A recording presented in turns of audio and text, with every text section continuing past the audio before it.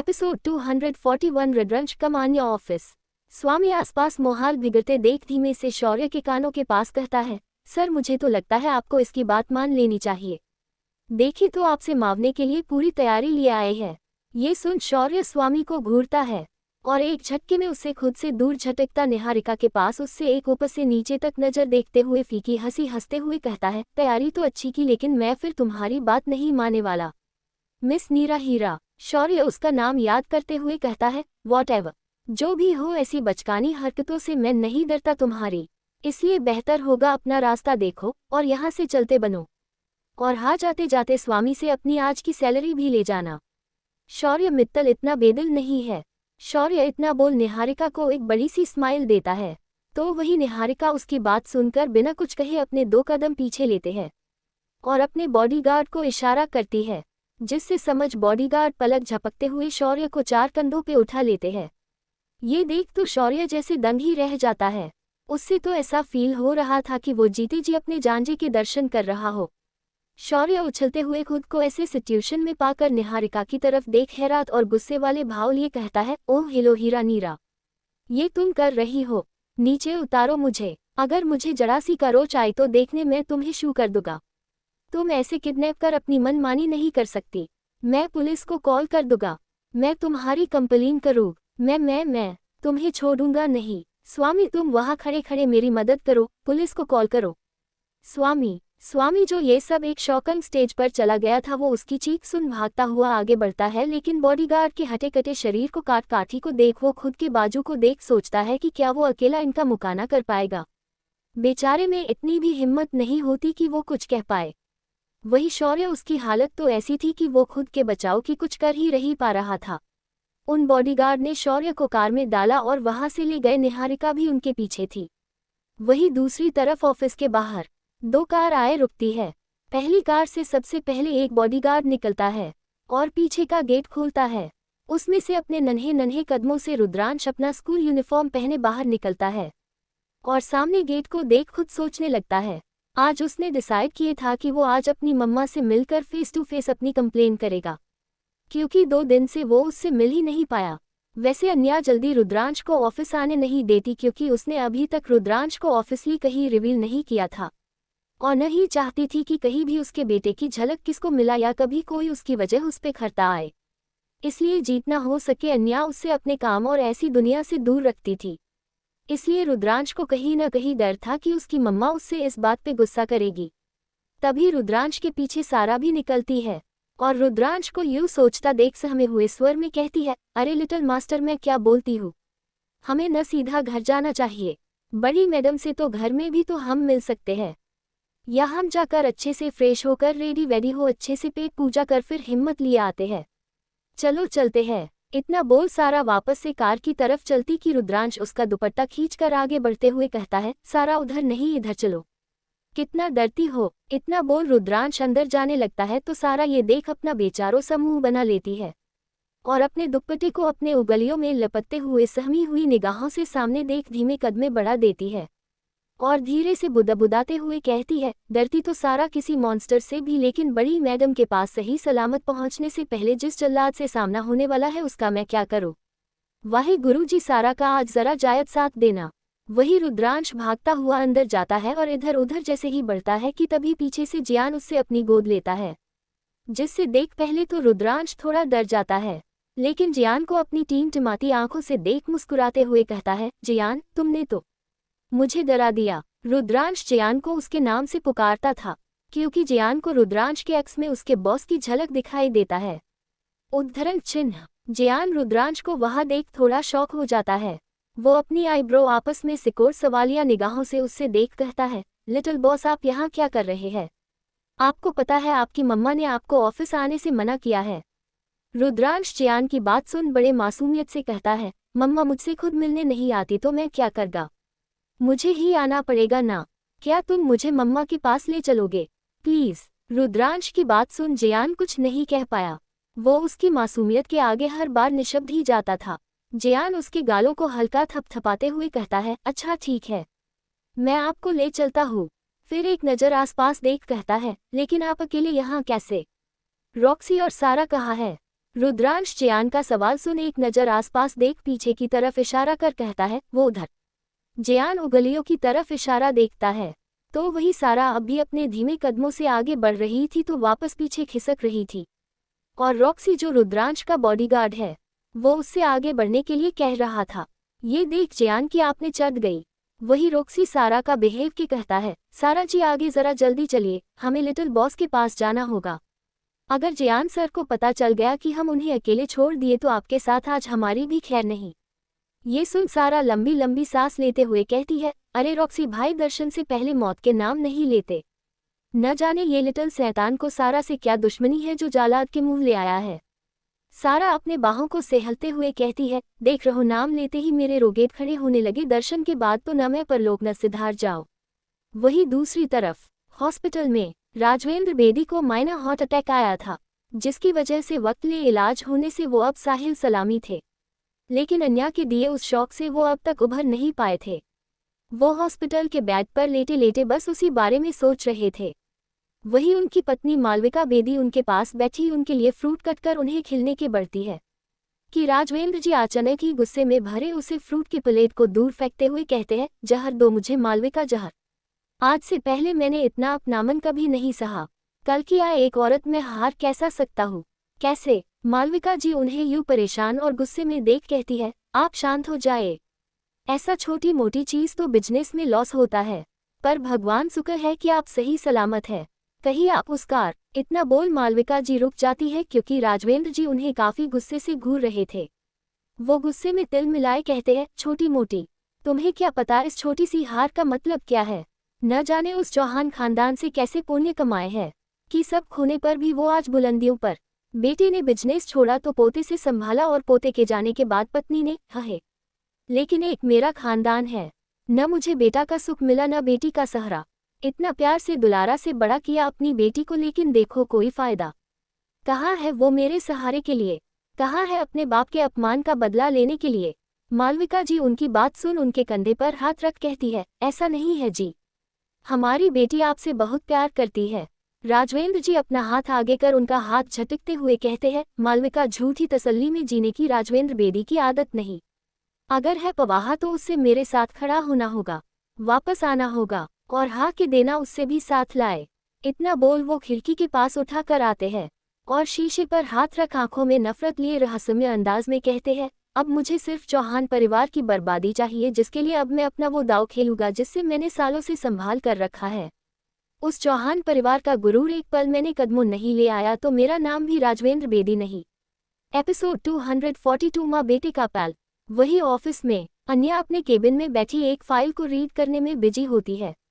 तभी रुद्रांश चुपके से केबिन में एंटर करता है और अपनी माँ को बिजी देख के सोचता हुआ अपनी आंखों में शरारत लिए आगे बढ़ता है और बिल्कुल धीमे कदमों से चल के अन्या के चेयर के पास जाकर जैसे ही कुछ करता उससे पहले उसके कानों में अन्या की आवाज पड़ती है, रुद्रांश।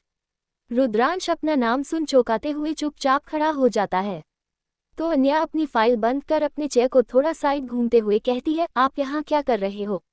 रुद्रांश इस वक्त बड़े मासूम बने अन्या को देख कहता है, आपको कैसे पता चला मैं हूँ? क्या जियान आपको बताए? पर मैंने उन्हें आपको बताने से मना किया था, फिर उसने अपनी प्रोमिस कैंसिल किए, ये तो रॉन्ग है, वेरी रॉन्ग है। अन्या अपने बेटे की बात सुन चेयर से खड़ी होती है और आगे बढ़ उससे अपनी गोद में उठते हुए उसके बालों को ठीक करते हुए कहती है, मम्मा को किसी ने नहीं बताया। ये सुन रुद्रांश बड़े क्यूट पाउट बनते हुए मासूम निगाह लिए कहता है, तो आपको कैसे पता? मैं आया हूँ। अन्या उसकी बात सुन उससे गोद में लिए अपने चेयर पर बैठते हुए कुछ सोचते हुए कहती है, क्योंकि आप मम्मा के बेबी हो और मम्मा और बेबी के तो दिल सेम सेम है न, इसलिए। रुद्रांश ये सुन अपना मुंह सिकोड़ कहता है, ओफो मम्मा टू चीजी लाइन। अन्या उसकी ऐसी बात सुन अपने आईब्रो उचकते हुए देख कहती है, अच्छा बच्चू मम्मा की लव चीजी। तो ठीक है, आप ये बताओ आप यहाँ क्या कर रहे हो? आपको पता है ना मम्मा ने आपको ऑफिस आने से माना किया है तो फिर? अन्या का ये सवाल सुन रुद्रांश को याद आया कि वो तो अपनी मम्मा से नाराज था और वो अपनी नाराजगी जाहिर करने के लिए आया था, इसलिए वो झट से अपने हाथों को बांध अपना मुंह नाराजगी से फेर लेता है। अन्या ये देख हल्का मुस्कुरा देती है पर वो जाहिर न करते हुए अनजान बने कहती है, ये क्या रुद्रांश, आप मम्मा का जवाब देने की जगह मुंह फेर लिए? क्यों? रुद्रांश अन्या की बात सुन एक नज़र उससे देख अपना सिर पर एक छोटी चपत लगाते हुए कहता है, ओफो मम्मा, आपको इतना ही समझ नहीं आया। मैं आपसे नाराज हूँ, गुस्सा हूँ। अन्या ये आचार्य से अपनी आंखें बड़े कर कहता है, और वो क्यों भला? मम्मा ने तो आपके लिए आपकी पसंद की टॉय भेज दी थी। तो फिर? रुद्रांश ये सुन अपनी माँ की तरफ देखता है, फिर अपने दोनों नन्हे नन्हे हाथों को रख बड़े मासूमियत से कहता है, रुद्रांश को टॉय नहीं चाहिए। रुद्रांश को उसकी मम्मा चाहिए। आप मुझसे मिली भी नहीं 4-5-6 डेज से। रुद्रांश ने आपको देखा भी नहीं। रुद्रांश अपनी बात कहते हुए काफी उदास हो गया। उसके आंखों की नमी थी, जिससे वो मासूम बच्चा बाहर नहीं आने दे रहा था, जिसकी वजह अन्या भी जानती थी। ये देख तो अन्या का जैसे कजेला कचोट गया। उसकी ममता तड़प उठी। वो झट से रुद्रांश को अपने सीने से लगाए कहती है, सॉरी बच्चा, मम्मा बहुत बुरी है, रुद्रांश को टाइम नहीं दे पाती ना, सो सॉरी बेबी। रुद्रांश जल्दी से अन्या से हल्का दूर हुए अपने नन्हे हाथों उसके गालों पर रख बड़े प्यार से कहता है, नो नो नो, रुद्रांश की मम्मा तो वर्ल्ड बेस्ट मम्मा है, आप उन्हें बुरा नहीं कह सकती।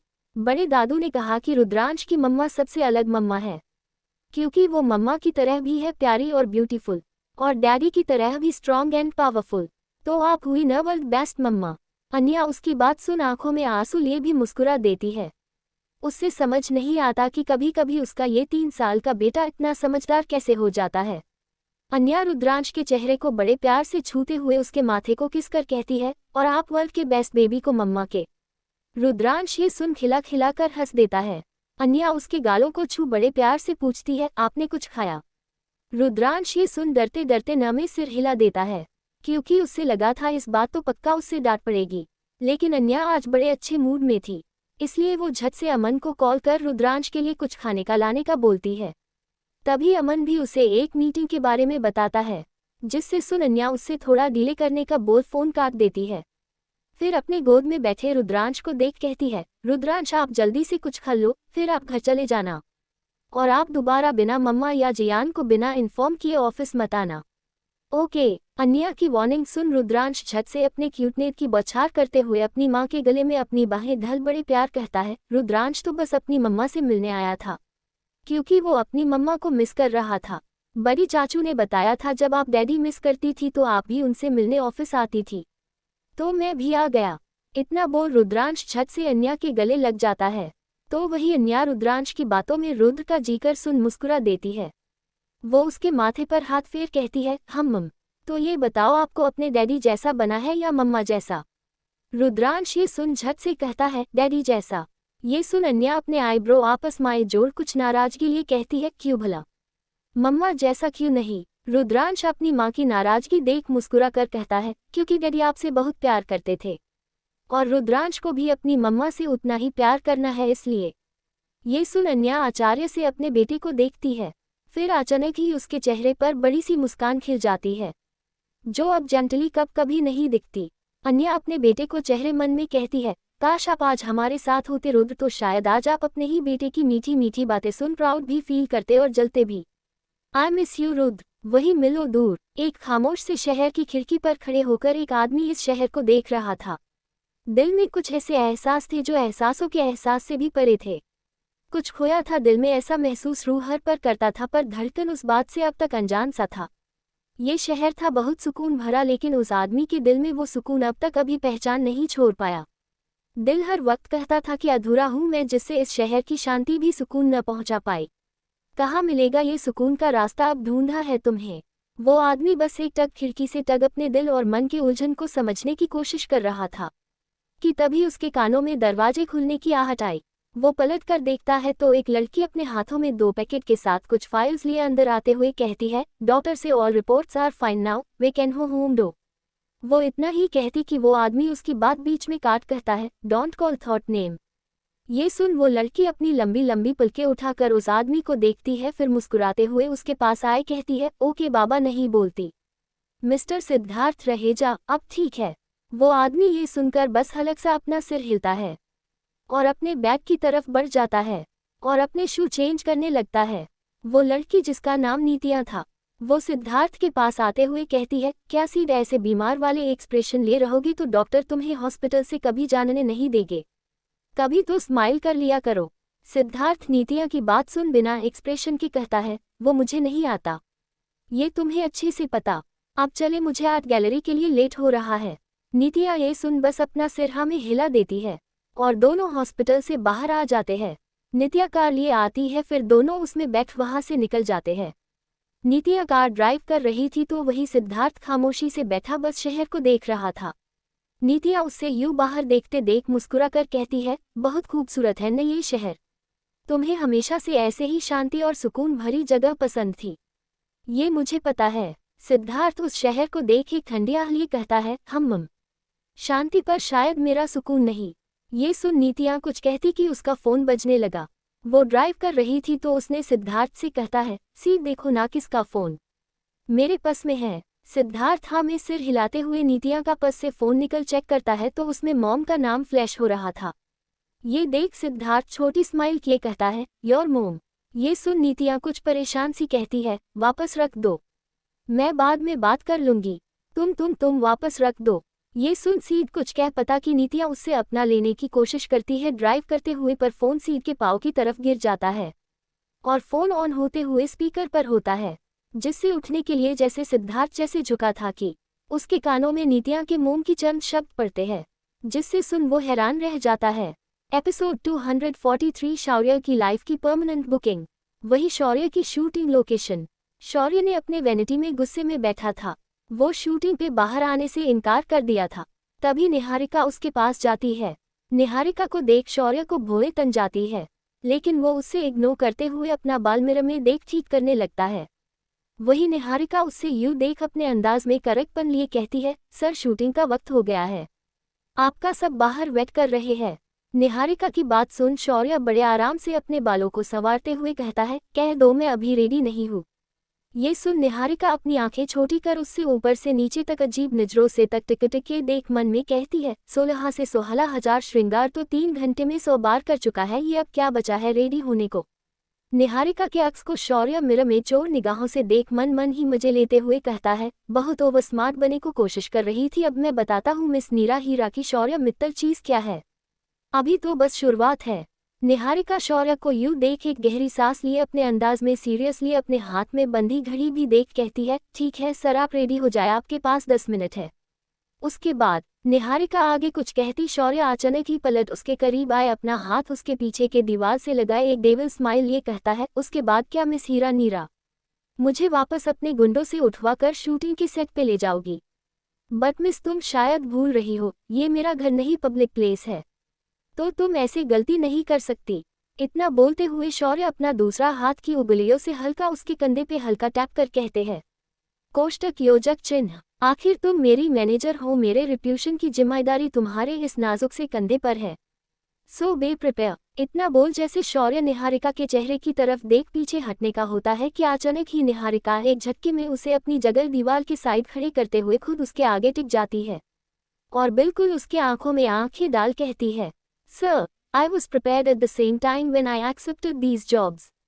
इतना बोल वो शौर्य को एक टेडी मुस्कान देती है, फिर कुछ दूर हट अपने हाथ बंधा पास रखे सोफे पर बैठ आराम से कहती है, सर आप चाहे तो तैयार होने में अपना पूरा टाइम ले सकते हैं, मुझे कोई जल्दी नहीं है, चाहे इस वैनिटी वैन में हमें पूरी रात गुजरना पड़े या पूरी जिंदगी।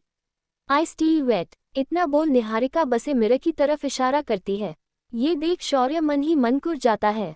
वो गुस्से में निहारिका को देख कहता है, ओ मिस हीरा नीरा। निहारिका शौर्य की बात सुन उससे तुरंत काट कर कहती है, हीरा नीरा नहीं सर, इट्स निहारिका।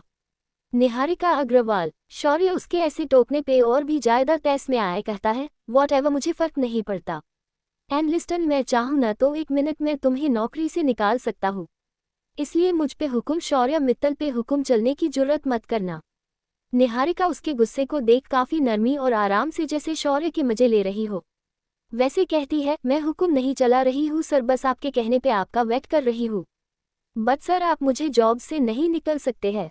ये सुन शौर्य अपनी आंखें चढ़ाए घमंड से कहता है, यू वॉन्ट टू सी मैं कर सकता हूँ या नहीं, देन वेट। इतना बोल शौर्य अपना फोन निकलता है और अपने असिस्टेंट को फोन कर कहता है, स्वामी ये जो मिस वॉटेवर जो नई मेरी मैनेजर बनने फिर रही है, उसका कॉन्ट्रैक्ट कैंसिल कर इससे जॉब से अभी के अभी फायर कर दो। स्वामी ये सुन थोड़े सहमे हुए लहजे में कहता है, सॉरी बट आई कांट, हम मिस निहारिका जो जॉब से नहीं निकल सकते, ये हमारे अंडर नहीं है। ये सुन शौर्य चौंकाते हुए कहता है, व्हाट, ये क्या बकवास कर रहे हो? तुम मेरी नहर से बात करवाओ। नहर शौर्य के एजेंसी का बॉस था। ये एजेंसी का ओनर तो शौर्य था, लेकिन उसके अंदर के सारे काम नहर संभलता था। कोष्टक। शौर्य की बात सुन स्वामी हाथ से भरी आवाज से कहता है, सॉरी सर बट वो भी हमारे इस मैटर में कोई मदद नहीं कर सकते। ये उनके हाथ में नहीं है, क्योंकि मिस निहारिका को आपकी मेजर अपॉइंट बड़ी मैडम ने किया है, मिसेज चौहान ने। ये सुन तो जैसे शौर्य की आंखें ही चौड़ी हो जाती है। वो हैरान निगाहों से सोफे की तरफ देखता है, जहां निहारिका उस खुद को जॉब से निकलने की मकाश्त करते देख रही थी। ये देख शौर्य कुछ साइड होते हुए परेशान होते हुए कहता है, क्या भाभी ने? लेकिन क्यों? स्वामी ये सुन कुछ सोचते हुए कहता है, सॉरी सर बट इस डिसीजन ये पीछे की वजह तो मिसेज चौहान ही जानने, लेकिन वो आपके कंपनी की मेजर शेयर होल्डर है, जिसकी वजह से उसके डिसीजन पे हम में से कोई सवाल नहीं उठा सकता। उन्होंने मिस निहारिका को आपका मैनेजर अपॉइंट किया है, और साथ साथ आपके। ये बोलते हुए स्वामी कुछ चुप सा हो गया, तो शौर्य के माथे पर उसकी छुपी से बाल पड़ने लगे। वो तुरंत कहता है, साथ साथ क्या स्वामी? पूरी बात बताओ, जल्दी। स्वामी अपने बातों में हिचक लिए कहता है, सर साथ साथ उन्होंने आपके सारे क्रेडिट कार्ड मिस निहारिका की केयर टेक में रखा है, जिसका मतलब है कि आप मिस निहारिका के बिना परमिशन के एक पैसा इधर से उधर खर्च नहीं कर सकते। वो आपके पर्सनल और प्रोफेशनल लाइफ की मैनेजर अब है। अब आपकी लाइफ की परमानेंट बुकिंग है मिस निहारिका के पास। ये सुन तो शौर्य के पाँव से सीधा जमीन ही खिसका गई। उससे समझ नहीं आ रहा था अचानक उसकी लाइफ में ये निहारिका नाम का भूलचल उसकी भाभी ने क्यों लाकर खड़ा कर दिया है। बेचारा अब तो निहारिका के हाथ की कठपुतली बन चुका था। वो उसके परमिशन से उठेगा, बैठेगा, खाएगा, सोएगा, शूट करेगा और तो और सांस भी लेगा। ओह गॉड, ये सब सोचकर उसका सिर पटने लगा। वो कुछ सोचता हुआ जल्दी से अन्या का नंबर मिलता है, पर अन्या का उधर से कोई रिस्पॉन्स नहीं आता। ये देख शौर्य अपने मन में रोनी सूरत बनाए ऊपर देख कहता है, देख रहा भाई, भाभी ने मेरी अच्छी खासी लाइफ में ये कौन सी ट्रेजेडी कर डाली। इससे अच्छा तो तू ही था भाई।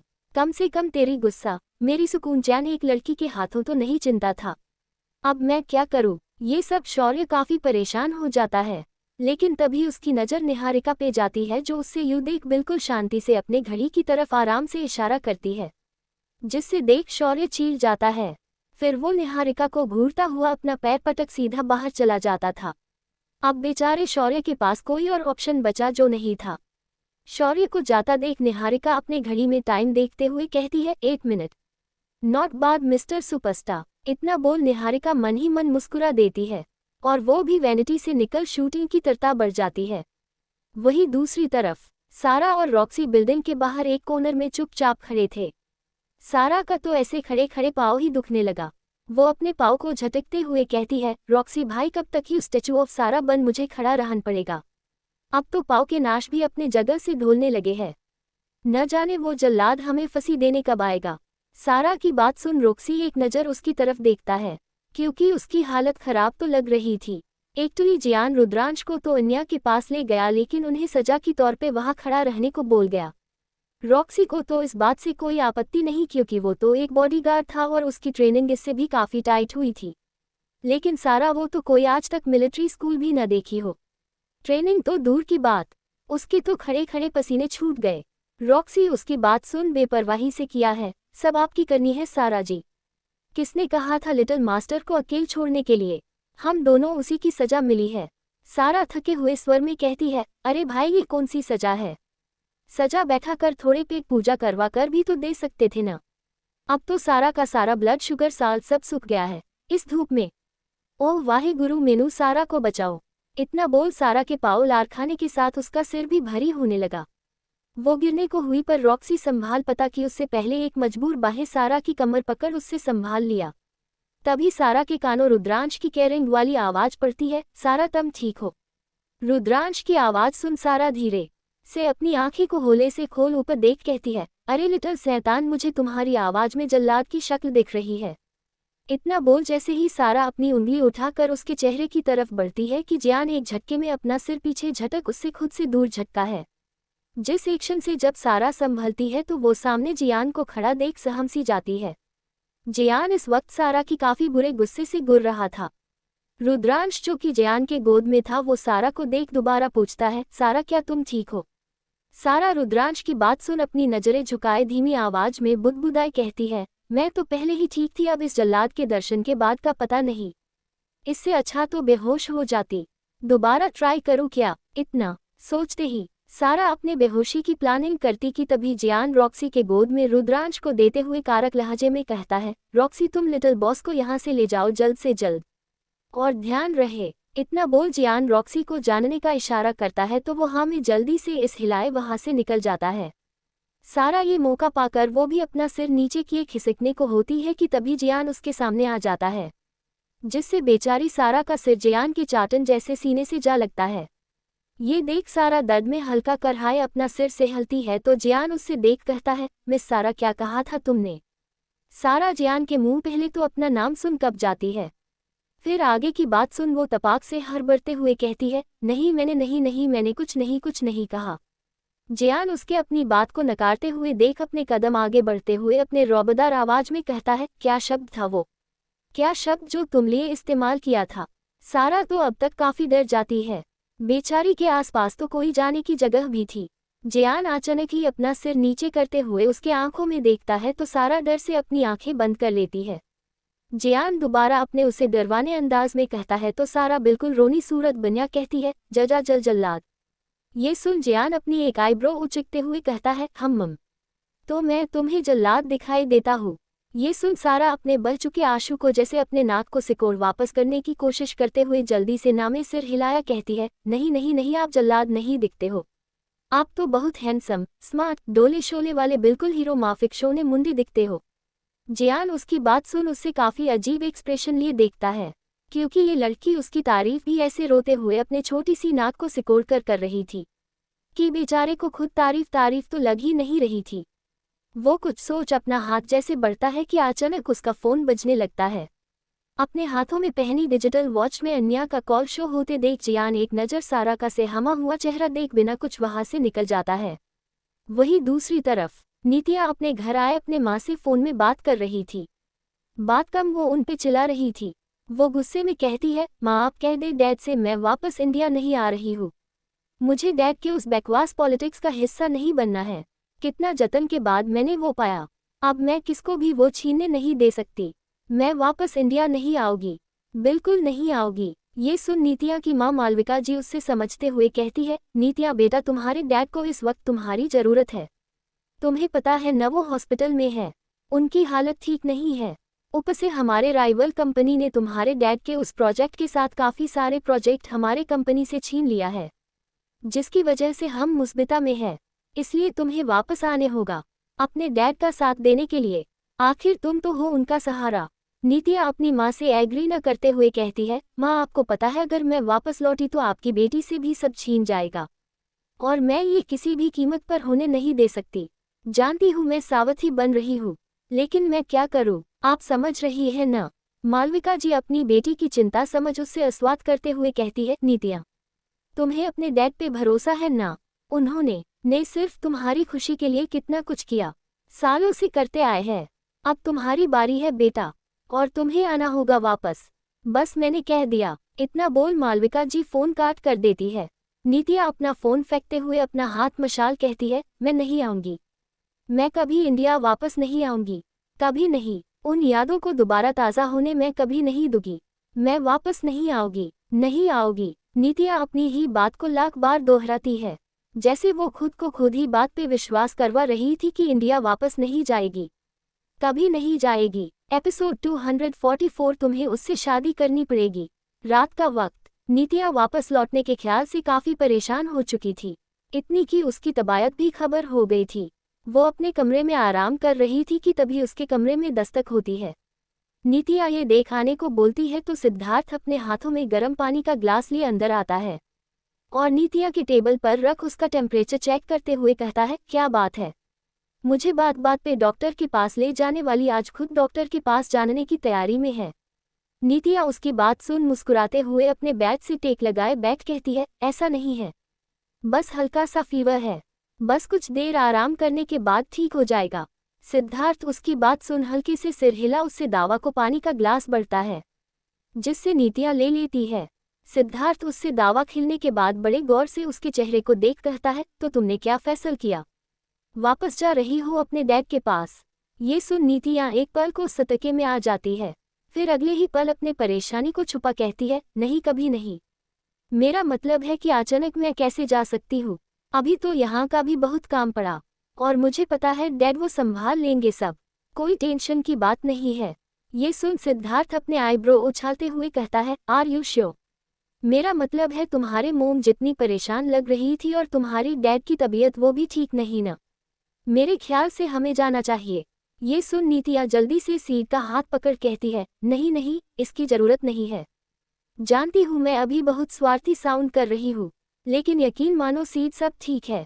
मैं डैड से बात कर लूँगी, और वैसे भी हमारी मेहनत इतने वक्त की, उससे भी हम जाया होने नहीं दे सकते, इसलिए हम इंडिया नहीं जा सकते। नीतिया के हाथ कुछ सिवार से हो रहे थे। अपनी बात कहते वक्त सिद्धार्थ ये नोटिस कर नीतिया के हाथों पे हाथ रखे कहता है, ठीक है, जैसे तुम्हें ठीक लगे, मैं तुम्हारे साथ हूँ, हम इंडिया नहीं जाएंगे, तुम अब आराम करो। सिद्धार्थ इतना नीतिया से अपना हाथ हटा उससे आराम करने का बोल बाहर चला जाता है। नीतिया उसके जाने के बाद एक लंबी सांस लिए कहती है, sorry but I M selfish. वही सिद्धार्थ कमरे से बाहर आते ही बालकनी में चला जाता है। वहां बहती सर्द हवाओं को महसूस कर खामोशी से भर सामने देख रहा था। उसके दिमाग में नीतिया की बातें चल रही थी। फिर कुछ सोच अचानक ही अपने दिल पर हाथ रख कहता है, वापस तो अब लौटना तो पड़ेगा, क्योंकि जरूरत है अब।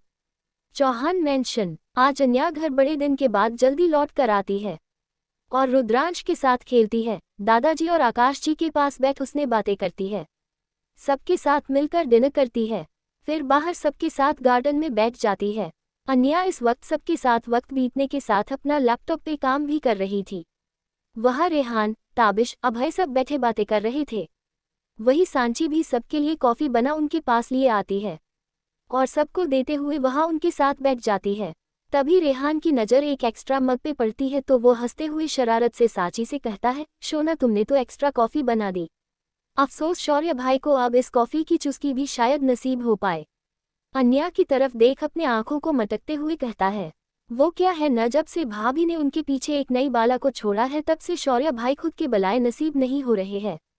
इतना बोल रेहान जोर जोर से हंसने लगता है। रेहान की बात सुन सबकी हल्की हंसी छूट जाती है। ये देख सांची उसके कंधे पर हल्का मरते हुए कहती है, क्या रेहान तुम भी ना? रेहान मुंह बनते हुए कहता है, क्या मैं भी? अब जो सच है वो सच। फिर शौर्य की एक्टिंग करते हुए रेहान स्टाइल से कहता है, बहुत अकड़ से कहते थे न, दे सुपरस्टार शौर्य मित्तल किसी के इशारों पे नहीं चलता बल्कि दूसरों को अपने इशारों पे चलता है। उद्धरण चिन्ह। रेहान की हरकतों पे सब हंसते ही है कि पीछे से शौर्य आता हुआ उसके सिर पर एक जोर की चपत लगाया कर लिए कहता है, तू अब भी मेरी दे शौर्य मित्तल की स्किल को मैच करने से काफी क्या कोसों दूर है, इसलिए जो ऑफिस में महिला मंडली के साथ जो चुगलियां करता है वही कर। इतना बोल शौर्य अपनी कॉफी लिए चेयर पर बैठ जाता है और एक शिप लिए चैन की सांस भरता है कि ताबिश आसपास देख बोल पड़ता है, शौर्य भाई आप यहाँ, वो भी अकेले। फिर शौर्य की चुटकी लिए कहता है, आपकी बाला कहाँ है? निहारिका का जिक्र सुन शौर्य वापस तन जाता है। वो गुस्से में ताबिश को घूरता हुआ जबरदस्ती की मुस्कान बिखेर कहता है, वही जहाँ तुम्हारी लैला गई है जहरूनुम में। शौर्य का जवाब सुन ताबिश का तो मुंह बन जाता है, लेकिन रेहान की ताबिश की हालत देख जोर की हंसी छूट जाती है। वही अभय उनकी बात सुन बीच में काफी शांत लहजे में कहता है, शौर्य किसकी के बारे में ऐसा नहीं कहते, वैसे भी उस बेचारी की गलती क्या है, वो तो अपना काम कर रही है, तुम्हें इसमें भी चीड़ मची है।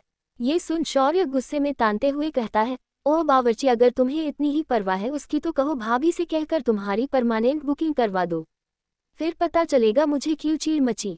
जब देखो मुझे हुक्म चलती है, शूटिंग पे जाने से मना किया तो अपने मस्तुंडों से उठा लिया, माइंड फ्री करने के लिए वीडियो गेम का बोला तो मुझे स्पोर्ट्स क्लब ले गई, और तो और काफ़ी लाने का बोला तो मुझे उल्टा खुद का ऑर्डर दे दिया, कॉफ़ी के साथ स्नैक्स का भी। सोने के वक्त पर सोना, उठने के वक्त पर उठान, खाने के वक्त पे खाना, हर चीज़ अब उसकी मर्जी से चलती है, मेरी तो कोई वैल्यू ही नहीं। दे सुपरस्टार शौर्य मित्तल तो जैसे उस नीरा हीरा के हाथ की कठपुली बन चुका है। शौर्य अपना दुखार सुना रहा था कि रेहान उससे बीच में टोक कहता है, ब्रो इट्स निहारिका नॉट नीरा हीरा। ये सुन शौर्य उससे खा जाने वाले नजरों से देखता है, क्योंकि वो इस वक्त तसल्ली चाहता था सबसे, ना कि उसकी गलतियों के करेक्ट वर्ड सुनना, जिससे देख रेहान चुप हो जाता है। तो वही शौर्य अपना दुखड़ा सुनना कर अन्या की तरफ देखता है, जो अब भी अपने लैपटॉप पे अपने काम में बिजी थी। उससे देख तो ऐसा लग रहा था कि उससे कोई मतलब नहीं। ये देख शौर्य झट से अचानक ही अन्या के पाँव में गिरते हुए अपना हाथ जोड़ कहता है, ओह भाभी प्लीज प्लीज मुझे बचा लो, मुझे बस उस बाला से छूटी दिला दो, अपने मासूम नटखट सुपरस्टार देवर पर जरा सा तराश खाओ प्लीज। शौर्य के ऐसे करने पे साची तो हैरान थी, तो वही तवीश और रेहान इस सिचुएशन के पूरे मजे ले रहे थे। तो वह अभय अपने सिर पर हाथ रख कहता है, हो गई शुरू इसकी नौटंकी, रियल हो रियलिटी इस शौर्य की नौटंकी में जरा सा भी फर्क नहीं पड़ता। सब वहाँ शौर्य की नौटंकी को अलग अलग एंगल में लिए थे। तो वही अन्या शौर्य की बात सुन अपनी नजरें उठाए उसकी तरफ काफी सीरियस लुक में कहती है, ठीक है। ये सुन शौर्य खुश होता है कि तभी उसके कानों में अन्या की पूरी बात पड़ती है, ठीक है, मैं उससे तुम्हारे मैनेजर के तौर पे फायर कर दूंगी, पर हाँ बदले में तुम्हें उससे शादी करनी होगी। ये सुन तो शौर्य के साथ साथ वहाँ बैठे सारे लोगों की आंखें छोड़ी होती है। शौर्य हैरानी से खड़े होते हुए अपने कानों को झट कहता है, क्या मैंने कुछ अलग सुन लिया क्या? भाभी आपने शादी कहा? अन्या अब अपना लैपटॉप बंद कर शौर्य की तरफ देख एक टेढ़ी मुस्कान के साथ कहती है, हाँ मैंने शादी कहा। अगर तुम्हें उससे फायर करना है तो तुम्हें उससे शादी करनी होगी, वरना एंजॉय विथ योर बाला। फिर अपना लैपटॉप लिए खड़ी होती हुई शौर्य की आंखों में देख एटीट्यूड लिए अपने एक आईब्रो उचकते हुए कहती है, choice is yours, think, good night. इतना बोल अन्या वहां से चली जाती है। साची भी उसके पीछे चल देती है। वही शौर्य का दिमाग तो जैसे अब सुन पड़ जाता है। वो अब तक बुत बनने जमीन पर बैठा रहता है। अन्या जा चुकी थी, पर उसकी बातें सबके लिए शौकन भरा था। रेहान तो शौर्य को यू बूट बना देख अपना पाँव उठता है और पाँव में पहने चप्पल को उसके मुंह के करीब ले जाता है, जिसे देख शौर्य उचाकते हुए उसका पाँव झटकर मरते हुए कहता है, क्या कर रहा है? हट, पगला हो गया है क्या रेहान? एक वैसे ही मेरे लाइफ की ट्रेजेडी खत्म नहीं हुई कि भाभी ने ये शौक दे दिया ऊपर से तेरी नौटंकी। आह मेरी किस्मत। इतना बोल शौर्य बेचारों जैसा मुंह बनते हुए चेयर पर बैठ जाता है। तो वही रेहान हंसते हुए कहता है, भाई मैं तो बस चेक कर रहा था कि आप भाभी के दिए शौक से जिंदा तो बचे कि नहीं। इतना बोल वो हंसते हुए तविश को ताली देता है। तविश भी शौर्य के मजे लेते हुए कहता है, वही तो भाभी का ऐलान सुन तो ऐसा लगा रहा है कि एक तरफ हाफ लीटर पानी तो दूसरी तरफ हाफ लीटर दूध, लेकिन उसमें जहर है बाबर। शौर्य उन दोनों एक मजाक सुन चीर चुका था। वही अभय अन्या की बात गहराई से सोच कहता है, वैसे मानना पड़ेगा भाभी ने क्या सही फैसला लिया तेरे लिए। ऐसे नहीं तो वैसे ही कम से कम तू सही रास्ते पर तो अब चलेगा। अभय की बात तो शौर्य के जलते दिल पर घी का काम कर रही थी। शौर्य अपने माथे पर दोनों हाथ रख चेयर से अपना सिर टिकाते हुए तनकाशते अंदाज में कहता है, शुक्र कर ऐसा कोई फैसला भाभी ने तेरे लिए नहीं लिया, वरना मैं भी आज इसी जगह बैठ तुझे यही सलाह देता। ये सुन अभय तुकनिकते हुए कहता है, डोंट वरी, इसकी कोई नौबत नहीं आएगी, क्योंकि मैं तेरी तरह थोड़ी ना हूँ जिसे सुधारने के लिए कोई बाला लाए जाए। ये सुन शौर्य अचानक सीधा बैठा अभय को घूरता है, फिर हल्की सी तंज हंसी के साथ किया है, चिंता मत यार, मेरी दिल के आह में तेरे लिए ये दुआ है कि तुझे मुझसे भी बड़ी बाला मिले। अभय उसकी बात सुन उसकी बातों को ज्यादा तावज्जो ना देता हुआ अपनी जगह से उठता है और अपने बालों में हाथ फेर कहता है, ये सब छोड़ो, लिटिल चैंप का बर्थडे आ रहा है 3 दिन में, उसके लिए क्या सोच तुम सब ने? रुद्रांश का जिक्र सुन शौर्य जोश में भरे कहता है, इसमें सोचना क्या, अपने पार्टनर का बर्थडे है, पूरे जोर शोर से मनाएंगे। ये सुन रेहान और ताबिश भी हामी में सिर हिलाते हैं। फिर वो चारों रुद्रांश का बर्थडे में बारे में बातें करने लगते हैं। उन चारों क्या सबके लिए रुद्रांश सबकी जान था, और 3 दिन बाद वो पूरे 3 साल का होने वाला था, जिसके लिए सब काफी एक्साइटेड थे। एपिसोड 245। वही इस बार रुद्रांश भी बहुत एक्साइटेड था। उसने तो न जाने कितनी लंबी लंबी लिस्ट बना रखी थी। उसने तो सबसे अपने बर्थडे के लिए अपनी पसंद का सबसे लेने के लिए सबके कैमरे में अपना लेटर विश भी छोड़ा था। बस अन्या और रुद्र से कुछ अलग मांगा था। देखते देखते 2 दिन भी और बीत गया। शाम का वक्त रुद्रांश सारा के साथ खेलने के लिए पार्क गया था, और वहां लौटते हुए वक्त रुद्रांश की नज़र एक टॉय और केक शॉप पे पड़ती है, जिससे देख रुद्रांश तुरंत कहता है, stop stop stop car stop. Rudransh के ऐसे अचानक कहने पर ड्राइवर हड़बड़ाते हुए कार रोक देता है। सारा जो कि उसके बगल में बैठी थी, वो रुद्रांश के गालों को छूकर फिक्र भरी आवाज में पूछती है, क्या हुआ अंश, आपने कार क्यों रुकवा दी? रुद्रांश कार के बाहर इशारा करते हुए कहता है, सारा वो देखो वो केक शॉप। मुझे भूख लगी है, चलो ना खाते हैं। ये सुन सारा भी उस तरफ देखती है, फिर कुछ सोच कहती है, नहीं नहीं अंश, हम नहीं चल सकते। हमें घर जाने के लिए देरी हो रही है। आपकी चीची माँ आपका घर पे वेट कर रही होगी। अगर जरा देर हुई तो वो परेशान हो जाएगी। हम सीधा घर चलते हैं, वहाँ मैं आपके लिए खुद आपका फेवरेट केक बनूंगी। पक्का प्रॉमिस। ये सुन रुद्रांश जिद किए अपने नन्हे हाथों को अपने पेट पर रखते हुए कहता है, नहीं नहीं नहीं सारा, मुझे अभी भूख लगी है, मुझे अभी खाना है, खाना है। फिर कुछ सोचते हुए अपने कमर में हाथ रख बड़े अकर से कहता है, और ये तुम्हारे छोटे बॉस रुद्रांश राय चौहान का ऑर्डर है। सारा उसकी बात सुन उससे ऐसे देखती है कि वो कोई इरादा नहीं रखती उसके ऑर्डर मानने का। तो रुद्रांश जल्दी से आगे देख कहता है, रॉक्सी तुम जियान को फोन करो, उसे कहो सारा मेरी। रुद्रांश राय चौहान की बात नहीं सुन रही है।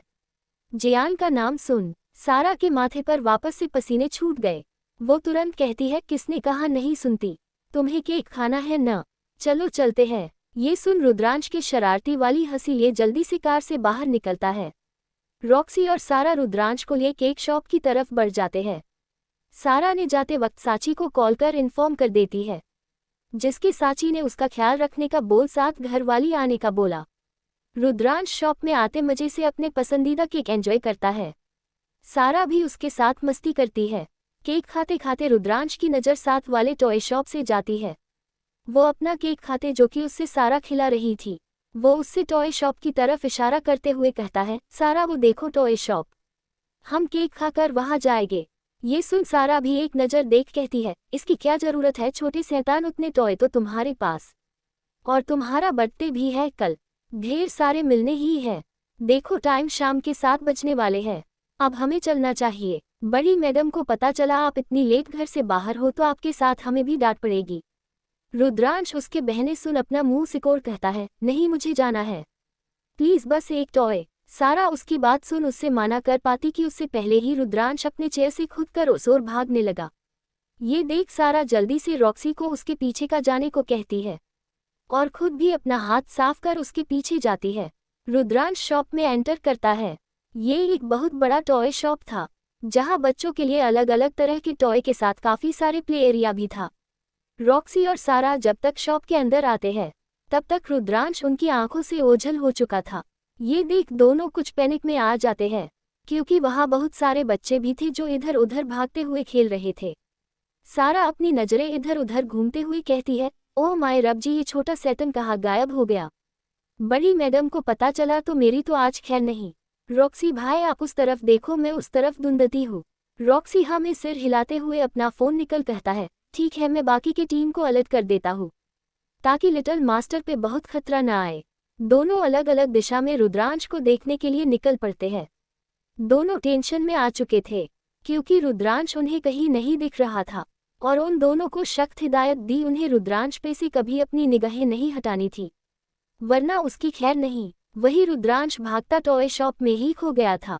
जब उसने पलट कर देखा तो उससे न ही रॉक्सी देखा न ही सारा। ये देख रुद्रांश अपने नन्हे नन्हे हाथों को अपने सिर पे हल्की चपत लगाए कहता है, ओहो मुझे अपनी पूरी पावर यूज नहीं करनी चाहिए थी, देखा वो दोनों पीछे रह गए न, अब मैं क्या करूं, उनका वेट करूंगा तो चीची माँ के पास जाने में देर हो जाएगी और मैं कोई टॉय भी नहीं खरीद पाऊंगा। इतना सोचते हुए रुद्रांश अपनी नजरें इधर उधर डालता ही है कि उसे एक कैबिनेट में स्पोर्ट्स कार वाला टॉय दिखता है, जिससे देख उसके चेहरे पर एक स्माइल आ जाती है। रुद्रांश भागता हुआ उस कार को लिए देखने लगता है। वो कार उससे पसंद आ जाती है। वो उससे लिए कहता है, वाह ये तो बहुत अच्छी लग रही है, मैं इसलिए लेता हूँ, सारा को बोलकर खरीद लूंगा। इतना बोल रुद्रांश उस कार वाले टॉय को अपने दोनों हाथों में पकड़ लेता है। पर वो कार छोटे से बच्चे के लिए थोड़ी बड़ी थी, लेकिन वो उससे अपने हाथों में संभले सारा को ढूंढने लगता है। तभी आगे बढ़े रुद्रांश को एक और टॉय दिखता है, जिससे देख रुद्रांश को वो भी पसंद आ जाता है। वो उससे भी ले लेता है। बेचारा बच्चा अपने नन्हे नन्हे हाथों में दो दो टॉय संभले इधर उधर सारा और रॉक्सी को ढूंढ रहा था। तभी एक उसी की उम्र का बच्चा रुद्रांश के पास आता हुआ उसका स्पोर्ट्स कार देख कहता है, ये बहुत अच्छा है, ये मुझे चाहिए। रुद्रांश अपना टॉय को काशकर पकड़ पीछे करते हुए कहता है, नहीं मेरा है और मैं इससे किसी को नहीं दूंगा। वो बच्चा रुद्रांश की बात सुनने जिद पे आ गया। और उससे टॉय छीनने की कोशिश करता हुआ कहता हूँ, नहीं ये मुझे चाहिए, ये मुझे दो।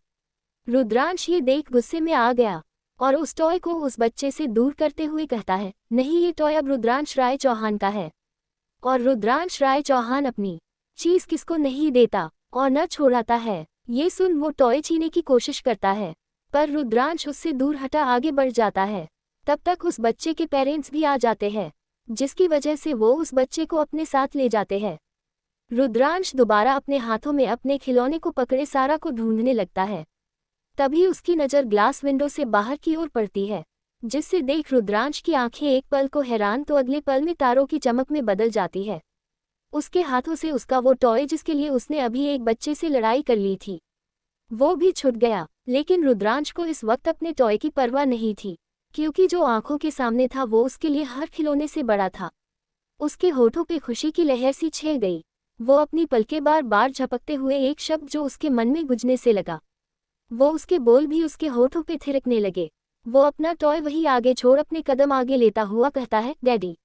एपिसोड 246 अभय और सुहान की मुलाकात। वही 24-25 साल की उम्र की लड़की जिसने शॉर्ट कुर्ती और ब्लू जीन्स पहन हुआ था, वो एक बड़े से टॉय मॉल में इधर उधर नजरें फेरते हुए अपने साथ वाली उसी की उम्र की लड़की से कहती है, अच्छे से देख टिया, वो डॉल यही मिलेगा। टिया उस लड़की बात सुन आसपास की चकचौध देख कुछ हैरानी से कहती है, सुहाना यार हम इतने बड़े दुकान में क्यों आए हैं? यहाँ अगर वो डॉल मिल भी जाएगा तो तुम्हें क्या लगता है हम उससे खरीद पाएंगे? सुहाना उसकी बात सुन एक नज़र उससे देख कुछ सोचते हुए हिम्मत बंधे कहती है, हम तुम नहीं चिंता मत करो, मैंने अपनी सेविंग के पैसे कुछ बचाए थे, तो उससे तो हो जाएगा शायद। ये सुन टिया परेशान स्वर में कहती है, लेकिन सुहाना तुमने वो पैसे अपने पढ़ाई का सोच जमा किया था, तुम उससे यूं ही लूटा दोगी? सुहाना उसकी बात सुन मुस्कुराते हुए टिया का हाथ पकड़ उससे अपने बाजू के बीच रखते हुए आगे चलते हुए बेफिक्र भरे अंदाज से कहती है, पैसा का क्या है टिया, वो किसी की जिंदगी की खुशी से बढ़ तो नहीं है ना, और वैसे भी मैं दोबारा जोड़ लूंगी, तुम चिंता मत करो। और उस ढूंढो। टिया उसकी बात सुन एक नज़र उससे देखती है, फिर अपना सिर झटक उस डॉल को ढूंढने में लग जाती है, क्योंकि वो जानती थी सुहाना ऐसे ही थी, अपने से पहले दूसरों के बारे में सोचना, चाहे वो ख्वाहिश खुद की जिंदगी को अधूरा कर क्यों ना पूरा करना हो। सुहाना और टिया एक स्टाफ से पूछ दूसरी तरफ जाती है और तभी उससे एक सेल्फ पर वो डॉल रखा दिख जाता है, जिससे देख सुहाना उससे इशारा करते हुए कहती है, देख टिया मिल गया, मैंने कहा था ना यहाँ जरूर मिलेगा। इतना बोल वो डॉल को उठने के लिए भागी, लेकिन वो डॉल को छू पाती उससे पहले ही किसी आदमी ने उससे उठा लिया। ये सके सुहाना हैरत से सामने देख कहती है, एक्सक्यूज मी, ये मेरा है। सुहाना की आवाज़ सुन वो आदमी पलटा है तो वो और कोई नहीं अभय था, जिसके एक हाथ में टॉय बास्केट और दूसरे हाथ में वो डॉल था। अभय यहाँ रुद्रांश के लिए बर्थडे शॉपिंग करने के लिए आया था। उससे ये डॉल दिखा तो उससे याद आया था कि रुद्रांश ने उसे इस टॉय के बारे में बताया था, इसलिए वो डॉल को देखते ही लेने का फैसला कर लिया। अभय सुहाना की बात सुन एक नज़र उस डॉल को देखता है, फिर उससे ऊपर से नीचे देख शांत स्वर में कहता है, सॉरी बट अब ये मेरा है, इससे मैं ले रहा हूँ, आप कोई दूसरा देख ले। इतना बोल अभय जानने लगा तो सुहाना का मुंह खुला का खुला रह गया। वो तुरंत अभय के आगे खड़े होते हुए कहती है, सॉरी आपको बट ये डॉल को मैंने पहले देखा था और ये मेरा है। इतना बोल वो डॉल को लेने के लिए अपना हाथ बढ़ती है कि अभय अपना हाथ पीछे खींच सवालिया निगाहों से कहता है, आपका है तो आपके हाथ में क्यों नहीं है? सुहाना उसकी बात सुन ऊचाक सी जाती है, लेकिन दोबारा उस डॉल को लेने के लिए अपना हाथ बढ़ती है। अभय दोबारा पीछे हटते हुए कहता है, एक्सक्यूज मी मिस, ये क्या बदतमीजी है? अब सुहाना को अभय की हरकतों पे गुस्सा आ गया। वो चिढ़ते हुए अभय की तरफ अपने कदम लिए उंगली दिखा कहती है, बदतमीजी तो आप कर रहे हैं मिस्टर। इतना बोल सुहाना उससे देख कुछ सोचने लगती है, फिर एक नज़र अभय के लुक को देख तुरंत कहती है, मिस्टर हैंडसम सूट वाले, देखिए मुझे ये डॉल चाहिए और हर कीमत पे चाहिए, और आप ये मुझसे यूं कुतुब मीनार बनने जीत नहीं सकते। ये मुझे चुपचाप वापस कर दे, वरना अंजाम अच्छा नहीं होगा। अभय उसकी बात सुन उससे अजीब नजरों से घूरने लगा। एक लड़की उससे सरेआम धमकी दे रही थी, वो भी एक टॉय के लिए। अभय सुहाना के माथे पर उंगली रख उससे पीछे पुश करते हुए कहता है, एक्सक्यूज मिस, आपको शर्म नहीं आती यूं एक टॉय के लिए यूं एक अनजान शख्स धमकी देते हुए? सुहाना उसकी बात सुन पहले तो जोर की झूठी हंसी हंसती है, जिससे देख अभय कंफ्यूज सा हो जाता है। लेकिन सुहाना अचानक ही अपनी हंसी को सीरियस फेस में चेंज कर अभय को घूरते हुए कहती है, नहीं बिल्कुल नहीं आती, क्योंकि शर्म को मैंने पड़ोस की चाची को किराए पे दिया है। अब मुझे आप ये टॉय दे रहे हैं चुपचाप या नहीं? अभय उसकी इतनी नौटंकी झेल तुनके स्वर में कहता है, नहीं। इतना बोल अभय दूसरी तरफ से जाने लगता है तो सुहाना कुछ सोचते हुए खुद से कहती है, नहीं आज सुहाना हार नहीं मान सकती। प्रिंसेस की ख्वाहिश का सवाल है। कुछ सोच सुहाना, इस आदमी से हारना नहीं है तुझे। इतना सोच सुहाना तेज कदमों से आगे बढ़ती है और अभय के पास आते हुए कहती है, ओह मिस्टर हैंडसम सूट वाले हैं। अभय उसकी आवाज़ सुन जैसे ही पलटा है, सुहाना आगे भागते हुए उसके हाथों से वो टॉय छीन भाग जाती है। ये देख तो अभय हैरान रह जाता है। वो आवाज़ देते हुए उसके पीछे भागता है, लेकिन सुहाना भागते भागते उसके आंखों से ओझल हो जाती है, जिससे देख अभय गुस्से में कुड़ते हुए कहता है, आह कहाँ गई है, एक बार मिल जाए छोड़ूंगा नहीं। रुद्रांश का टॉय ले गई, आह मैं उस लड़की को छोड़ूंगा। वही दूसरी तरफ ऑफिस में अन्या की आज लेट नाइट मीटिंग थी, जिसकी वजह से वो अपने मीटिंग में बिजी थी। इस वक्त वो मीटिंग हॉल में क्लाइंट के साथ बैठी थी, जहां अमन और आयुष भी उसके साथ थे। प्रेजेंटेशन होने के बाद अन्या क्लाइंट से कुछ टीम्स डिस्कस कर ही रही थी कि उसकी नज़र टेबल पर रखे अपने फ़ोन पे जाती है, जिससे देख नज़र देखती है तो उसमें रेहान का नाम फ्लैश हो रहा था। अन्या ये देख फ़ोन को बंद कर साइड रख देती है, क्योंकि उससे लगा रेहान उससे घर आने का पूछ रहा होगा। वो मीटिंग खत्म होने के बाद करने का सोच दोबारा अपना डिस्कस जारी रखती है, लेकिन फ़ोन दोबारा बजता है। अन्या उस फ़ोन को इग्नोर कर पाती कि तुरंत ही मीटिंग रूम का दरवाज़ा खुलता है और जियान भागता हुआ एंटर करता है। अन्या की भौहें सिकोड़ जाती है जियान को यूं आया हुआ देख। अन्या कुछ पूछ पाती कि जियान जल्दी से अन्या के पास आए, कान में उससे कुछ धीरे से कहता है, जिससे सुनने के बाद अन्या की तो जैसे एक पल को दुनिया की रुक सी जाती है। वो तुरंत ही अपनी मीटिंग अपना सब कुछ छोड़ अन्या बाहर की तरफ भागती है। जियान भी उसके पीछे जाता है। अन्या तेज कदमों से लिफ्ट की तरफ चलते हुए एक नज़र घड़ी में टाइम देख कहती है, जियान चॉपर रेडी करो, मुझे जल्द से जल्द पहुंचना है। जियान लिफ्ट का बटन दबाते हुए कहता है, बॉस चॉपर रेडी है। अन्या भागते हुए जल्दी से हेलीपैड की तरफ जाती है।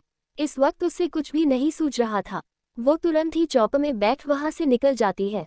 Episode 247 all worried for Rudransh. Chauhan mansion. Rudransh का कमरा। दिग्विजय जी, आकाश जी, अभय, ताबिश, रेहान, साची सब लोग रुद्रांश की चिंता में घिरे हुए थे। सबकी तो जैसे जान ही अटकी हुई थी। रुद्रांश इस वक्त बैठकर बेहोश लेटा हुआ था। उसके सिर पर हल्की चोट आई थी, जिससे खून बहना बंद हो चुका था। डॉक्टर उसे चेक कर उसके जख्मों को पे पट्टियां कर चुके थे। साची तो रुद्रांश का हाथ थामे बस अपने आंसुओं को रोक उसके पास बैठी थी। वो ही जानती थी कि उसके दिल पर इस वक्त क्या बीत रही है। भले ही उसने रुद्रांश को जन्म न दिया हो, लेकिन वो उससे एक माँ से कम प्यार नहीं करती थी। साची खुद को ही कोस रही थी कि आखिर क्यों उसने सारा को परमिशन दी। अगर वो न देती तो रुद्रांश को शायद ही चोट लगती। अब वो अन्या से कैसे नजरें मिलाएगी? आखिर उसने भरोसे के साथ अपने बच्चे की जिम्मेदारी साची के हाथों में सौंपा था। रेहान साची को देख उसकी हालत समझ सकता था। वो धीरे से साची के कंधे पर हाथ रख उससे सब ठीक होने का हौसला देता है। वहां मौजूद सारे लोगों की नजरें बस रुद्रांश पे टिकी थी। वो सारे लोग कभी भी रुद्रांश पे एक कारोज भी बरसात नहीं कर सकते थे, लेकिन आज उससे ऐसे देख सबके दिल के क्या बीत रही थी वो शब्दों में समझना पाना मुश्किल था। आखिर हो भी क्यों ना, सब रुद्रांश के अक्स में जो रुद्र को पाते थे। कोई अपना पोता पता था तो कोई बेटा तो भाई तो कोई अपना दोस्त। डॉक्टर अपना चेकअप कर अपनी निगाहें उठते हैं तो तुरंत ही अभय आगे बढ़ कहता है, डॉक्टर रुद्रांश कैसा है? वो ठीक है ना? डॉक्टर एक संतुष्ट भाव लिए एक नज़र रुद्रांश देख कहते हैं, हाँ बिल्कुल, ये बिल्कुल ठीक है। बस गिरने की वजह से हल्की चोट लगी थी जिसके मैंने पट्टी कर दी है। और जैसा कि अपने बताया, बचने के शाम में केक और ठंडी आइसक्रीम खाई, बस उसी की वजह से बिल्कुल फेवर है, जिसकी मैंने दावा दे दी है। ये सुन साची तुरंत अपने आंसुओं को पोंछ चिंता भरे स्वर में कहती है, डॉक्टर कोई चिंता ही बात नहीं न, मेरा अंश ठीक है। आप कहे तो हम हॉस्पिटल लेकर चलते हैं, आप पूरी तसल्ली कर ले। ये सुन डॉक्टर हल्का मुस्कुरा कहता है, जी नहीं, इसकी कोई ज़रूरत नहीं है, मैंने पूरा चेक कर लिया है, बच्चा बिल्कुल है, बस थोड़ा ख्याल रखे और जो दावा दी है वो टाइम पे देवे, सुबह तक ही बिल्कुल ठीक हो जाएगा। डॉक्टर की बात सुन सब साहत की सांस भरते हैं। सबका दिल तो रुद्रांश को यूं देख बैठ ही गया था। अभय ताबिश को डॉक्टर के साथ बाहर भेजे देता है। साची तुरंत ही अंश को गले लग अपने रुके आंसू को भरते हुए उसके माथे को चूमते हुए कहती है, मेरा अंश, थैंक गॉड आप ठीक है। दिग्विजय जी भी रुद्रांश के दूसरे बाजू पे बैठ उसके माथे पर हाथ फेर नम आंखों से कहते हैं, मेरा शेर, मेरा रुद्र, अंश, आकाश आज अगर मेरे रुद्र की आखिर निशानी को कुछ हो जाता तो मैं जीते ही मर जाता। आखिर इससे देखकर ही मैं जी रहा हूँ, वरना इस बूढ़ी सासू ने कब का साथ छोड़ दिया होता। आकाश जी दिग्विजय की भावना समझ सकते थे। रुद्र के जाने के बाद वो रुद्रांश के लिए बहुत ज्यादा जज्बती हो चुके थे। खेल खेल में भी अगर उससे चोट आती थी तो दिग्विजय जी बड़े परेशान हो जाते थे। वो उनके कंधों पर हाथ रख कहते हैं, सब ठीक है डैड, आप चिंता मत करिए। मुझे तो ये समझ नहीं आ रहा है, हमारा ये हाल है तो न जाने अन्या का क्या हुआ होगा। रेहान, तुमने अन्या को खबर की? ये सुन रेहान हाँ में सिर हिलाते हुए कहता है, हाँ डैड, कर दिया है, लेकिन डर लग रहा है, भाभी को संभालना आसान नहीं होगा। आप तो जानते हैं। रेहान इतना बोलता ही है कि तुरंत कमरे का दरवाजा खुलता है और अन्या भागते हुए अंदर आती है। रुद्रांश के माथे पे बंदे पाटियों को देख तो अन्या की जैसे सांसें ही थम सी गई। वो भागते हुए रुद्रांश के पास आती है और उसके देख काफी घबराई हुई आवाज पूछती है, क्या क्या हुआ इससे? हाँ डैड, साची क्या हुआ, कैसे लगी इससे चोट? अचानक ही अन्या की आवाज थोड़ी कारक हो चली। वो गुस्से में आते हुए कहती है, हाँ, सारे नौकर कर क्या रहे थे, एक छोटे से बच्चे का ध्यान नहीं रख सकते, कैसे लग गई? डॉक्टर को दिखाया, क्या कहा उसने? आप लोग उससे घर क्यों लगाए हैं, हॉस्पिटल क्यों नहीं ले गए? सब अन्या का गुस्सा देख सब चुप से हो गए। आकाश जी आगे बढ़ अन्या को संभलते हुए कहता है, अन्या बेटा आप शांत हो जाओ, रुद्रांश ठीक है। अन्या चीखते हुए कहती है, डैड कैसे शांत हो जाओ, आपको पता है ना मैं अब किसको खोना अफोर्ड नहीं कर सकती। अगर रुद्रांश या किसको को कुछ हुआ तो मैं क्या कहूंगी रुद्र से? मैं उनकी जिम्मेदार निभा नहीं पाई, मैं उनके आखिरी निशानी को संभाल नहीं पाई, कैसे नजरें मिलेगी अपने रुद्र से? अन्या का गला रूंध आया। उसने कभी मुश्किलों से अपने आंसू को रोक रखा था। वो कमजोर नहीं थी, लेकिन अपने बच्चे को यूं देख वो शांत भी नहीं रह सकती थी। दिग्विजय जी अन्या के जज्बातों को समझ सकते थे। वो उससे हौसला दिए कहते हैं, बेटा सब ठीक है, बस हल्की चोट आई थी, डॉक्टर ने कहा जल्द ही ठीक हो जाएगा, तुम संभालो खुद को। अन्या उनकी बात सुन कुछ नहीं कहती, बस एक टक अपने बच्चे को देखना लगती है। सब कुछ पल वही बैठे रुद्रांश के पास होते हैं। अब तक अन्या भी शांत हो चुकी थी। आकाश जी दिग्विजय जी इतनी देर यूं टेंशन में बैठे देख उन्हें अपने साथ बाहर ले जाते हैं और जाते जाते उन्होंने रेहान से कहकर साची को भी बाहर ले जाने कहा, क्योंकि साची भी अंश को यूं देख काफी जायद जज़्बती हो चुकी थी। साची तो जाना नहीं चाहती थी, लेकिन अन्या के कहने कर उससे जाना पड़ा। सबके जाने के बाद अन्या अपने बच्चे के माथे पर हाथ बड़े प्यार से फेरते हुए उसके माथे को चूम लेती है और उसके हाथों को थाम आंसू को देख कहती है, sorry Rudra, I am so sorry. इतना बोल अन्या अंश के हाथ को चूमकर अपनी आंखें बंद करती है तो अब तक संभले आंसू उसके पलकों का दामन छोड़ उसके गालों पे लुढ़क आता है। वही दूसरी तरफ घर में कोई चैन से नहीं था। सबकी निगाहों में चिंता भरी थी। जब तक वो लोग रुद्रांश को हंस खेलता वापस न देख ले किसको चैन नहीं आने वाली थी। अभय भी रुद्रांश को देख नीचे हॉल में चला आया। सोफे पर टॉयज के पैकेट देख वो उन पैकेट को लिए देखने लगा। ये वही पैकेट थे जिसने अभय ने थोड़ी देर पहले शॉपिंग किया था। तभी उन पैकेट में एक पैकेट गिर जाता है। अभय उस पैकेट को उठता है तो उस पैकेट में वही डॉल था जिसके लिए उसने शॉप में सुहाना से लड़ाई की थी और वो अभय को चकमा दिए उस डॉल को लिए भाग गई थी। ये याद आते ही उससे कुछ फ्लैशबैक आने लगे। फ्लैशबैक, सुहाना अभय से उस डॉल को छीनकर उससे बचाई थी। वो जब पेमेंट करने के लिए काउंटर पर जाती है तो उससे पता चलता है कि उसकी कीमत पूरे 15,000 है। ये सुन तो सुहाना के साथ उसकी दोस्तियां भी हैरान रह जाती है। दोनों आंखें फाड़ फाड़ कर कभी उस डॉल को तो कभी शॉपकीपर को देखती है। उन दोनों को सच में बिलीव नहीं हो रहा था। टिया सुहाना का बाजू खींच उससे साइड लिए कहती है, सुहाना 15,000, इतने पैसों में हम सब 15 दिन आसानी से खा सकते हैं, इतना महंगा, छोड़ चल यहाँ से, हम प्रिंसेस के लिए और देख लेते हैं। इतना बोल टिया उससे जानने का इशारा करती है, पर वही सुहाना उसकी बात सुन कुछ सोचने लगती है। उसके जेहन में एक छोटी सी बच्ची हॉस्पिटल बेड पे लेटी उससे इस डॉल की ख्वाहिश जाहिर कर रही थी। टिया उससे यूं सोचता देख उससे टोन कहती है, सुहाना क्या सोच रही है यार, देख हम ये बिल्कुल नहीं खरीदेंगे। सुहाना उसकी बात सुन उसके तरफ देख अपनी बाहें उसके हाथों से छुड़ाकर काफी सीरियस टोन में कहती है, नहीं यार हम इससे खरीदेंगे। तू जानती है ये खिलौना उसके लिए क्या है, और मैं उससे उसकी आखिर खुशी देना चाहती हूँ। टिया उसकी बात सुन टेंशन में उससे समझने की कोशिश करती है, लेकिन सुहाना उससे माना कर देती है। ये देख टिया हॉट मारने कहती है, ठीक है, लेकिन बात यहाँ ये है कि इतने पैसे हैं तेरे पास। ये सुन सुहाना जल्दी से अपना पर्स चेक करती है। सब कुछ काउंट कर उसके पास सिर्फ 9,000 भी मुश्किल से पुर रहे थे। ये देख सुहाना थोड़ी मायूस होती है। तभी टिया भी अपने बैग से 3,000 निकल उसके हाथों में दिए कहती है, ले मेरे पास बस यही है। ये देख सुहाना के होठों पे हल्की मुस्कान चाह जाती है। वो 12,000 लिए काउंटर पे आती हुई कहती है, एक्सक्यूज मी, क्या इस डॉल कोई ऑफर है या डिस्काउंट मिल सकता है? एक्चुअली मेरा पास अभी 12,000 ही है, क्या आप लोग कुछ कर सकते हैं? सुहाना की बात सुन काउंटर पे बैठी लगी उससे देख काफी पोलाइट हुए कहती है, सॉरी मैम, ऐसा कोई डिस्काउंट तो नहीं था, और वो पीसेज अभी अभी बिक चुका है। ये सुन सुहाना हैरान हुए वो थोड़ा भड़कते हुए पूछती है, क्या, लेकिन कैसे? उससे तो मैं खरीदने वाली थी, ऐसे कैसे बिक गया? ये कैसी सर्विस है आपकी? आप मेरे पसंद की हुई चीज़ किसी और को दे दिया। वो काउंटर वाली लड़की सुहाना की बात सुन उससे शांत करवाते हुए कहती है, sorry ma'am for inconvenience but I am sorry. Suhana उसका सॉरी सुन गुस्से में तमतमे कहती है, व्हाट सॉरी? मुझे सारी नहीं, वो डॉल चाहिए। आप लोगों को पता भी है कि वो किसी के लिए क्या हो सकता था। कौन है वो जिसने बिना जानने मेरी पसंद की हुई चीज़ ले गया? सुहाना के ऐसे चीखने और चिल्लाने पे आसपास लोग इकट्ठा होने लगी। ये देख वहां मेजर सुहाना को शांत करवाते हुए कहता है, मैम आप शांत हो जाए, ऐसे तमाशा कर आपको कुछ हासिल नहीं होगा। सुहाना मैनेजर की बात सुन कहती है, मुझे कुछ हासिल नहीं करना है, मुझे बस वो डॉल चाहिए, आप मुझे उस इंसान ला कर दे। सुहाना की बात सुन मैनेजर सुधा जवाब देता है, सॉरी मैम बट ये मेरे हाथ में नहीं है, वो ऑलरेडी सोल्ड हो चुका है, एंड जिसने लिए है वो कोई आम कस्टमर नहीं है हमारे, इसलिए आप यहाँ से जाए, ऐसे तमाशा नहीं करे। सुहाना मैनेजर की बात पे आगे कुछ कह पाती कि टिया सुहाना को अपने साथ खींचते हुए बाहर ले जाती है।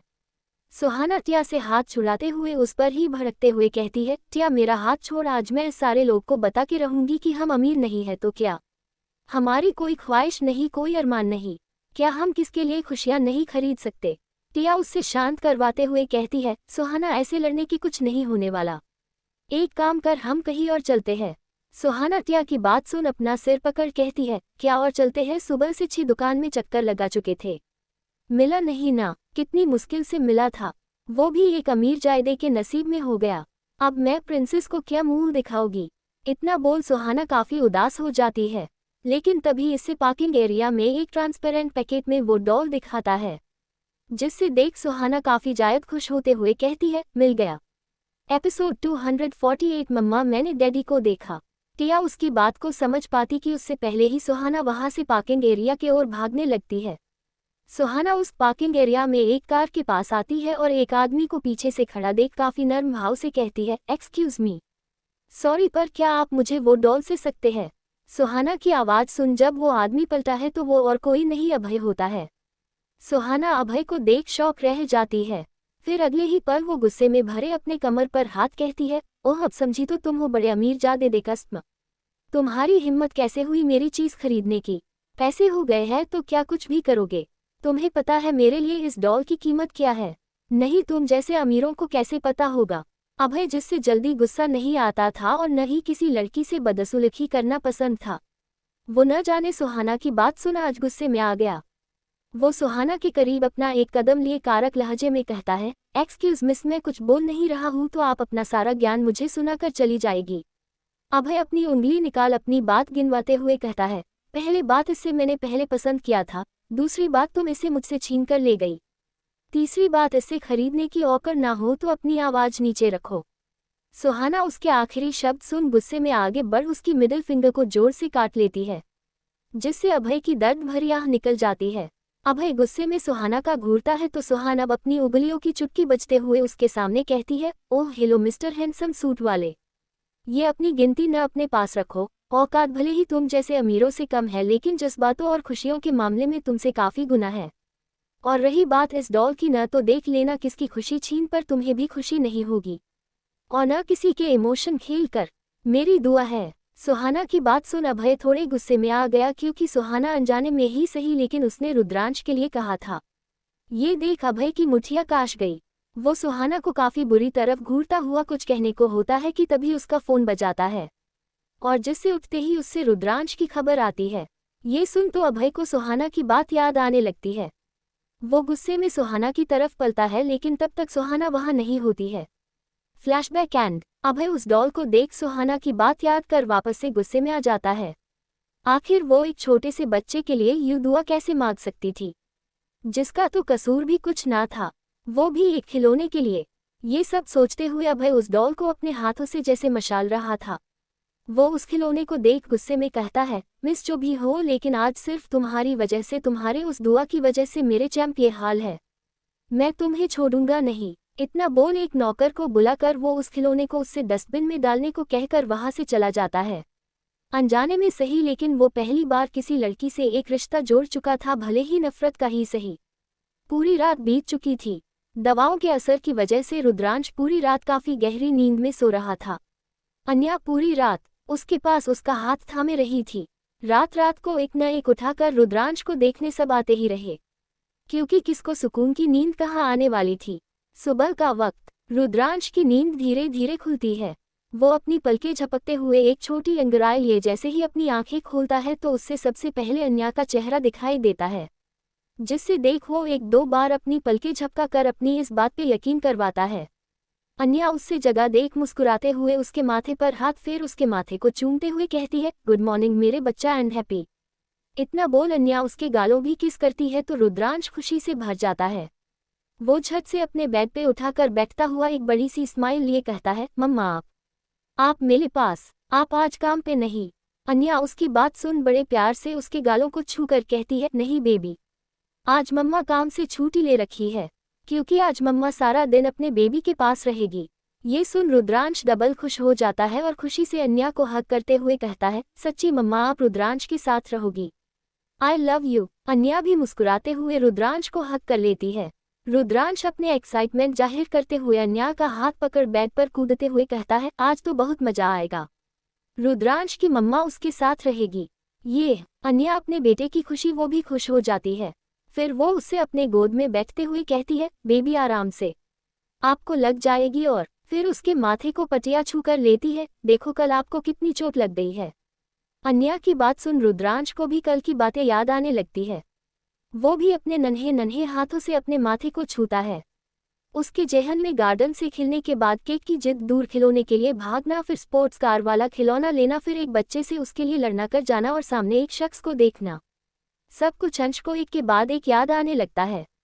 जैसे जैसे उससे याद आता है उसके एक्सप्रेशन बदलने लगते हैं।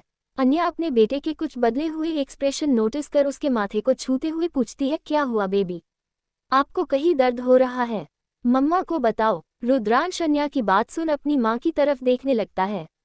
वो अपनी पलकें बार बार झपकते हुए कहता है, मम्मा मैं आपको कुछ बोलूं। रुद्रांश की बात सुन पहले तो अन्या को कुछ अनजना सा आभास होता है, पर वो सब कुछ साइड रख बड़े प्यार से उसके गालों पर हाथ फेर कहती है, क्या बात है बेबी, मम्मा को ऐसा क्यों लग रहा है। रुद्रांश कुछ मम्मा को बताना चाहता है। रुद्रांश ये सन बड़े मासूम सी निगाहों से हाँ में सिर हिलाते हुए अन्या की तरफ देख कहता है, मम्मा रुद्रांश को कुछ बताना है, आप उस पे बिलीव करोगी। ये सुन अन्या मुस्कुराते हुए उसके गालों चूम कहती है, हाँ बच्चा मम्मा बिलीव करेगी, अब बताओ क्या बात है। रुद्रांश अपनी माँ की तरफ एक बार देखता है, फिर उस कल की यादों को सोचने लगता है। फिर अपना एक हाथ आगे कर अपनी माँ के गालों को अपनी नन्हे नन्हे हाथों से पकड़ बड़े मासूमियत से मुस्कुरा कर कहता है, मम्मा रुद्रांश ने कल मॉल में डैडी को देखा। ये सुन अन्या, जिसके चेहरे पर कुछ पल पहले हल्की मुस्कान थी, वो बिल्कुल खाली सी हो गई। वो रुद्रांश को बेचैन निगाहों से देखती है, तो वही रुद्रांश खुश होते हुए अपने धुन में अपनी माँ को बताता है, पता है मम्मा मैंने उन्हें देखा, आवाज दिया, पर वो नहीं सुनने, तो मैं उनके पीछे भागा और बोल daddy daddy daddy, but daddy तो सुनने ही नहीं। मैं भागकर उनके पास जाता, पर मैं पहले गिर गया और मुझे चोट लग गई, बट मम्मा मैं रोया नहीं, मैं बहुत स्ट्रांग हूं ना। इतना बोल रुद्रांश बड़े क्यूट पाउट बनते हुए कहता है, बट डैडी से अब मैं गुस्सा हूँ, वो मुझसे मिलने नहीं आए। बड़े दादू ने कहा था डैडी अपनी पसमेंट पूरी करने गए हैं गॉड के पास, तो मम्मा उनकी पेरिशमेंट पूरी हुई। डैडी मुझे पहचाना नहीं, पर मैं तो रोज उसने मिलने जाता हूँ। रुद्रांश अपनी बात कहे जा रहा था, तो वही अन्या उसकी पहली ही लाइन सुन पड़ चुकी थी। उसके आंखों के सामने कुछ दर्दनाक मंजर के साथ कुछ अजीब से एहसास थे।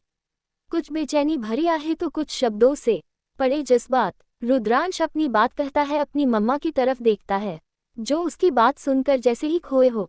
ये देख रुद्रांश अपनी माँ के गालों को छूता हुआ कहता है, मम्मा क्या हुआ? आप रुद्रांश की बातों पे बिलीव नहीं है। मम्मा मैं झूठ नहीं बोल रहा हूँ, मैंने सच्ची डैडी को देखा। अन्या रुद्रांश के पुकारने पे उसकी तरफ देखती है। अपने बेटे की मासूम सी बातों को सुन एक पल अपनी आंखें बंद कर अपनी सारे जज्बातों को समेट वो प्यार से अपने बेटे के माथे को चूमते हुए कहती है, हाँ बच्चा, मम्मा को अपने बेबी की बातों पे बिलीव है। मम्मा का बेबी मम्मा से कभी झूठ नहीं बोलता। इतना बोलते हुए अन्या रुद्रांश को अपने सीने से लगा लेती है। रुद्रांश ये सुन खुश हो जाता है। Episode 249 Rudransh birthday celebration. Anya Rudransh को आज अपने हाथों से रेडी कर रही थी। आज कितने वक्त के बाद माँ बेटे ने अपना मस्ती टाइम एंजॉय किया। अन्या जैसे अब खराब हो रही थी कि उसका बेटा कितना बड़ा हो गया और कितना शैतान भी। पर उसकी ये छोटी छोटी शरारत आज अन्या के दिल को छू रही थी। उसने जितने भी पल अपने बच्चे के लाइफ में मिस किए थे, अन्या आज वो सब जीना चाहती थी। इसलिए आज उसने रुद्रांश के बर्थडे पे ऑफिस न जाने का डिसाइड किया था, क्योंकि रुद्रांश की यही विश थी कि उसके मम्मा डैडी दोनों उसके पास रहे। इसलिए अन्या अपनी तरफ से कोशिश करती है। रुद्रांश भी आज काफी खुश था। जब से उसने रुद्र को देखा था, उसकी खुशी का आज कोई ठिकाना नहीं। और साथ ही अपनी माँ के साथ मस्ती कर उससे काफी मजा आ रहा था। अन्या उससे रेडी कर उसे शूज पहना रही थी, पर वो पहन ही नहीं रहा था। अन्या उसे देख थोड़े सीरियस टोन में कहती है, रुद्रांश मस्ती करना बस करो ना बेटा, पहले शूज तो पहन लो। ये सुन रुद्रांश अपने पे हिलाना बंद कर को क्यूट बनने देख कहता है, मम्मा आज गुस्सा नहीं, आज रुद्रांश का हैप्पी बर्थडे है, आप गुस्सा नहीं कर सकते और न रुद्रांश डांट सकते हो। अगर आपने डांटा तो अब मैं डैडी को शिकायत करूंगा। अब डैडी भी वापस आ गए हैं। इतना बोल रुद्रांश खुश होने लगता है। वही अन्या उसके डैडी वापस आने के शब्द सुन एक पल वापस से थम जाती है। फिर अपने बेटा का हंस खेला चेहरा देख मन में एक आह भरते कहती है, काश बेबी आपकी ये ख्वाहिश पूरी हो जाए। पर अन्या अपने मन में आगे बोल कुछ मायूस होती कि उससे पहले ही रुद्रांश उसका हाथ हिलाते हुए कहता है, मम्मा कहाँ खो गई? आपने सुना रुद्रांश ने क्या कहा? अन्या उसकी बात सुन मुस्कुरा कर उसके बालों को सवार अपने गोद में लिए उसके गालों पे किस कर कहती है, हाँ बेबी सुनना, अब नीचे चले। रुद्रांश अन्या की बात सुन हाँ में सिर हिलाता है। अन्या उससे किए आगे बढ़ जाती है। रुद्रांश कमरे से निकलते ही आसपास नजरें घूमते हुए आस भरी निगाहों से कहता है, मम्मा, चीची माँ, बड़ी चाचू, दादू, बड़े दादू, कुल चाचू सब कहाँ है? रुद्रांश इतना बोल बड़े क्यूट क्यूट से एक्सप्रेशन के साथ अपने होठों को गोल गोल घुमाकर हल्की डिस्पॉइंट निगाहों से कहता है, उन्होंने में से किसी ने रुद्रांश को अब तक विश भी नहीं किया और मुझे मेरा गिफ्ट मिला। मैंने सबको कहा था मुझे क्या क्या चाहिए। ये सुन अन्या हंसते लगती है। फिर मुस्कुराते हुए अपनी आईब्रो उचाक कर पूछती है, आपने सबसे पहले ही गिफ्ट मांग लिया, लेकिन क्यों? गिफ्ट मांग कर थोड़ी लेते हैं, गिफ्ट तो सरप्राइज होना चाहिए।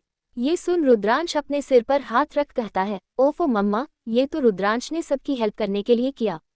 बड़े लोग बहुत बहुत बिजी होते हैं न, इसलिए मैंने सबका काम आसान कर दिया बस।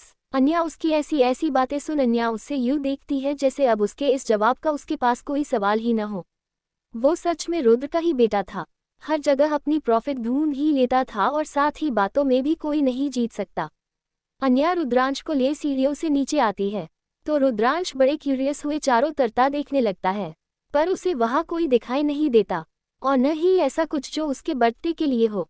सब नॉर्मल था। ये देख रुद्रांश अपनी दोनों छोटी छोटी आईब्रो को आपस में जोड़ टेंशन में कहता है, मम्मा सब कहाँ है?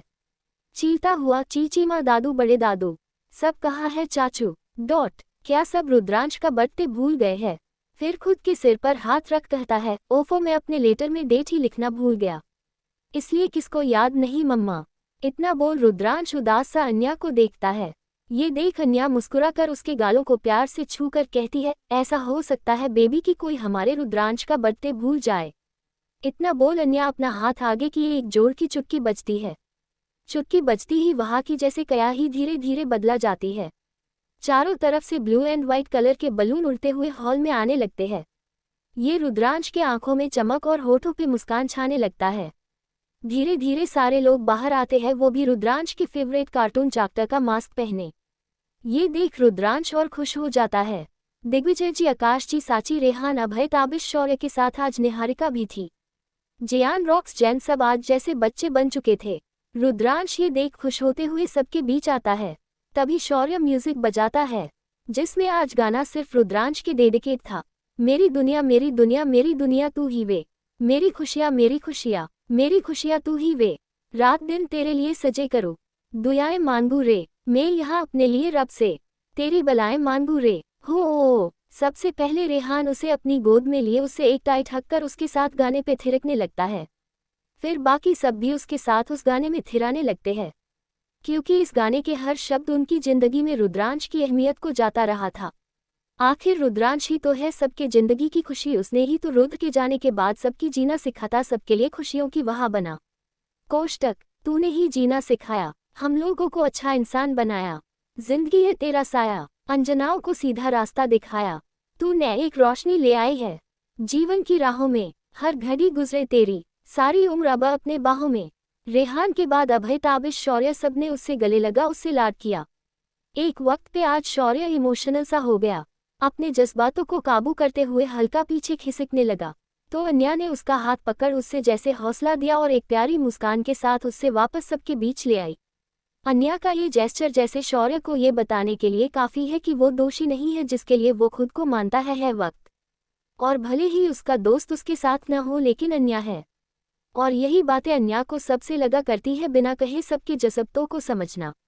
कोष्टक, हुहुम, नए मौसम नया आलम नया, बदले हैं अरमान भी, कह रही शास की गहराइयाँ, तैरा है तूफान भी। ओ मेरी दुनिया मेरी दुनिया मेरी दुनिया तू ही वे। दिग्विजय जी, आकाश जी, साची, जियान, रॉक्सी, सबने, रुद्रांश ने सबको विश किया। सबने मिलकर एक साथ आज डांस किया। कितना वक्त बाद आज पूरा परिवार साथ था, खुश और खुशियां मना रहा था। ये पल सच में एक अनमोल था। रुद्रांश बहुत खुश था सबके साथ। सब डांस कर ही रहे थे तो साची इसी बीच एक बड़ा सा केक ले आई और सबको टोकते हुए कहती है, डांस बहुत हो गया, अब केक टाइम। केक देख रेहान रुद्रांश को अपने कंधे पर उठाए उस ओर बढ़ गया। रुद्रांश ने अपना केक काटा और सबसे पहला बीते उसने रुद्र के लिए रखा, उसके बाद अपनी मम्मा के लिए। ये देख सब मुस्कुरा दिए। रुद्रांश ने सबको बारी बारी केक खिलाया और सबने उसने ढेर सारे गिफ्ट दिए। ये देख रुद्रांश खुश होते हुए कहता है, अरे वाह, इतने सारे गिफ्ट, ये तो मेरी लिस्ट से भी लंबी है। ये सुन सब हंसने लगे। अन्या की निगाहें सामने की ओर जाती है, जहां निहारिका एक कोने में खड़ी इस फैमिली मोमेंट को एंजॉय कर रही थी और फोटोज ले रही थी। अन्या रुद्रांश को निहारिका की तरता इशारा करके खिलने का कहती है। रुद्रांश निहारिका को देख अपने हाथों में केक लिए बढ़ जाता है। निहारिका रुद्रांश को देख घुटनों के बल बैठ जाती है और मुस्कुराते हुए बड़े प्यार से उसके गालों को छू कहती है, hello, happy birthday day Rudransh. Rudransh भी मुस्कुराकर कहता है, थैंक यू बाला आंटी। बाला शब्द सुन निहारिका चौंकाते हुए उसे देख कहती है, बाला। रुद्रांश हाँ में सिर हिलाते हुए बड़े मासूम बने कहता है, हाँ, सुपरस्टार चाचू ने बताया था मुझे आपके बारे में। शौर्य का नाम सुन निहारिका की आंखें चढ़ जाती है। वो रुद्रांश से जबरदस्ती की मुस्कान लिए पूछती है, और क्या बताया था आपके चाचू ने? रुद्रांश, यही कि आप उनकी कुड़ी में बाला हो, जो उसके पीछे पड़ गए हो। और रुद्रांश आगे कुछ कहता है कि वहां से गुजर रहे शौर्य की निगाहें उन दोनों पे पड़ गई और रुद्रांश की बातें उन उसकी तो सिटी पिटी गुल हो गई। वो जल्दी से आगे बढ़ रुद्रांश को अपने गोद में उठा, उसका मुंह बंद कर घबराते हुए कहता है, और कुछ नहीं पार्टनर, तुम यहाँ क्या कर रहे हो? देखो बड़े दादू के पास क्या है। इतना बोलते हुए एक तिरछी नजरों से निहारिका की ओर देखता है, जो उससे काफी बुरी तरह घूर रही थी। ये देख शौर्य जल्दी से रुद्रांश की ओर देख बहाना बनते हुए वहां से खिसकने के लिए कहता है, चलो मैं ले चलता हूँ, वैसे भी तुम्हारे कदमों से हम जल्दी नहीं पहुंच पाएंगे। इतना बोल शौर्य बहाना लिए वहां से निकल जाता है। वही निहारिका शौर्य यूं जाता देख मन में कहती है, बाला मैं Bala, then fine be with your Bala. Episode 250, सिब की बातों में अन्य का जिक्र। वही अन्या की नज़र दिग्विजय जी पर पड़ती है, जो रुद्रांश के साथ खेलते खेलते थक सोफे पर बैठे थे और अपने घुटनों को सहला रहे थे, लेकिन ध्यान पूरा रुद्रांश पर ही था। अन्या ये देख पानी का ग्लास जल्दी से लिए उनकी तरफ बढ़ जाती है और उन्हें ग्लास देते हुए डांट कहती है, दादाजी आप भी रुद्रांश के साथ बच्चे बन गए हैं। आपको इस उम्र में भाग दौड़ नहीं करनी चाहिए थी। अब घुटनों का दर्द वापस से शुरू हो गया ना? रुके, मैं आपके कमरे से स्प्रे ले आती हूँ। अन्या की बात सुन दिग्विजय जी उससे रोकते हुए कहते हैं, अरे अन्या बेटा, इसकी जरूरत नहीं है, मैं ठीक हूँ, और वैसे भी अपने पर पोते के साथ खेल कौन सा दादा थकता है। मैं तो दिन भर उसके साथ खेल सकता हूँ।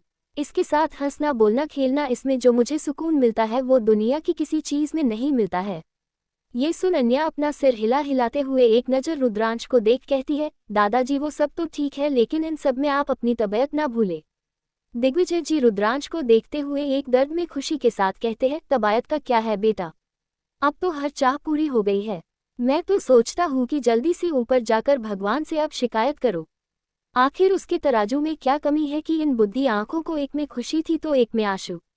आज अगर रुद्र होता हमारे साथ तो आज हमारा ये परिवार पूरा होता और खुशियों का सिर्फ बरेसा होता, लेकिन आफोस उसके तराजू में खुशियों के साथ गम के आंसू भी आ गए।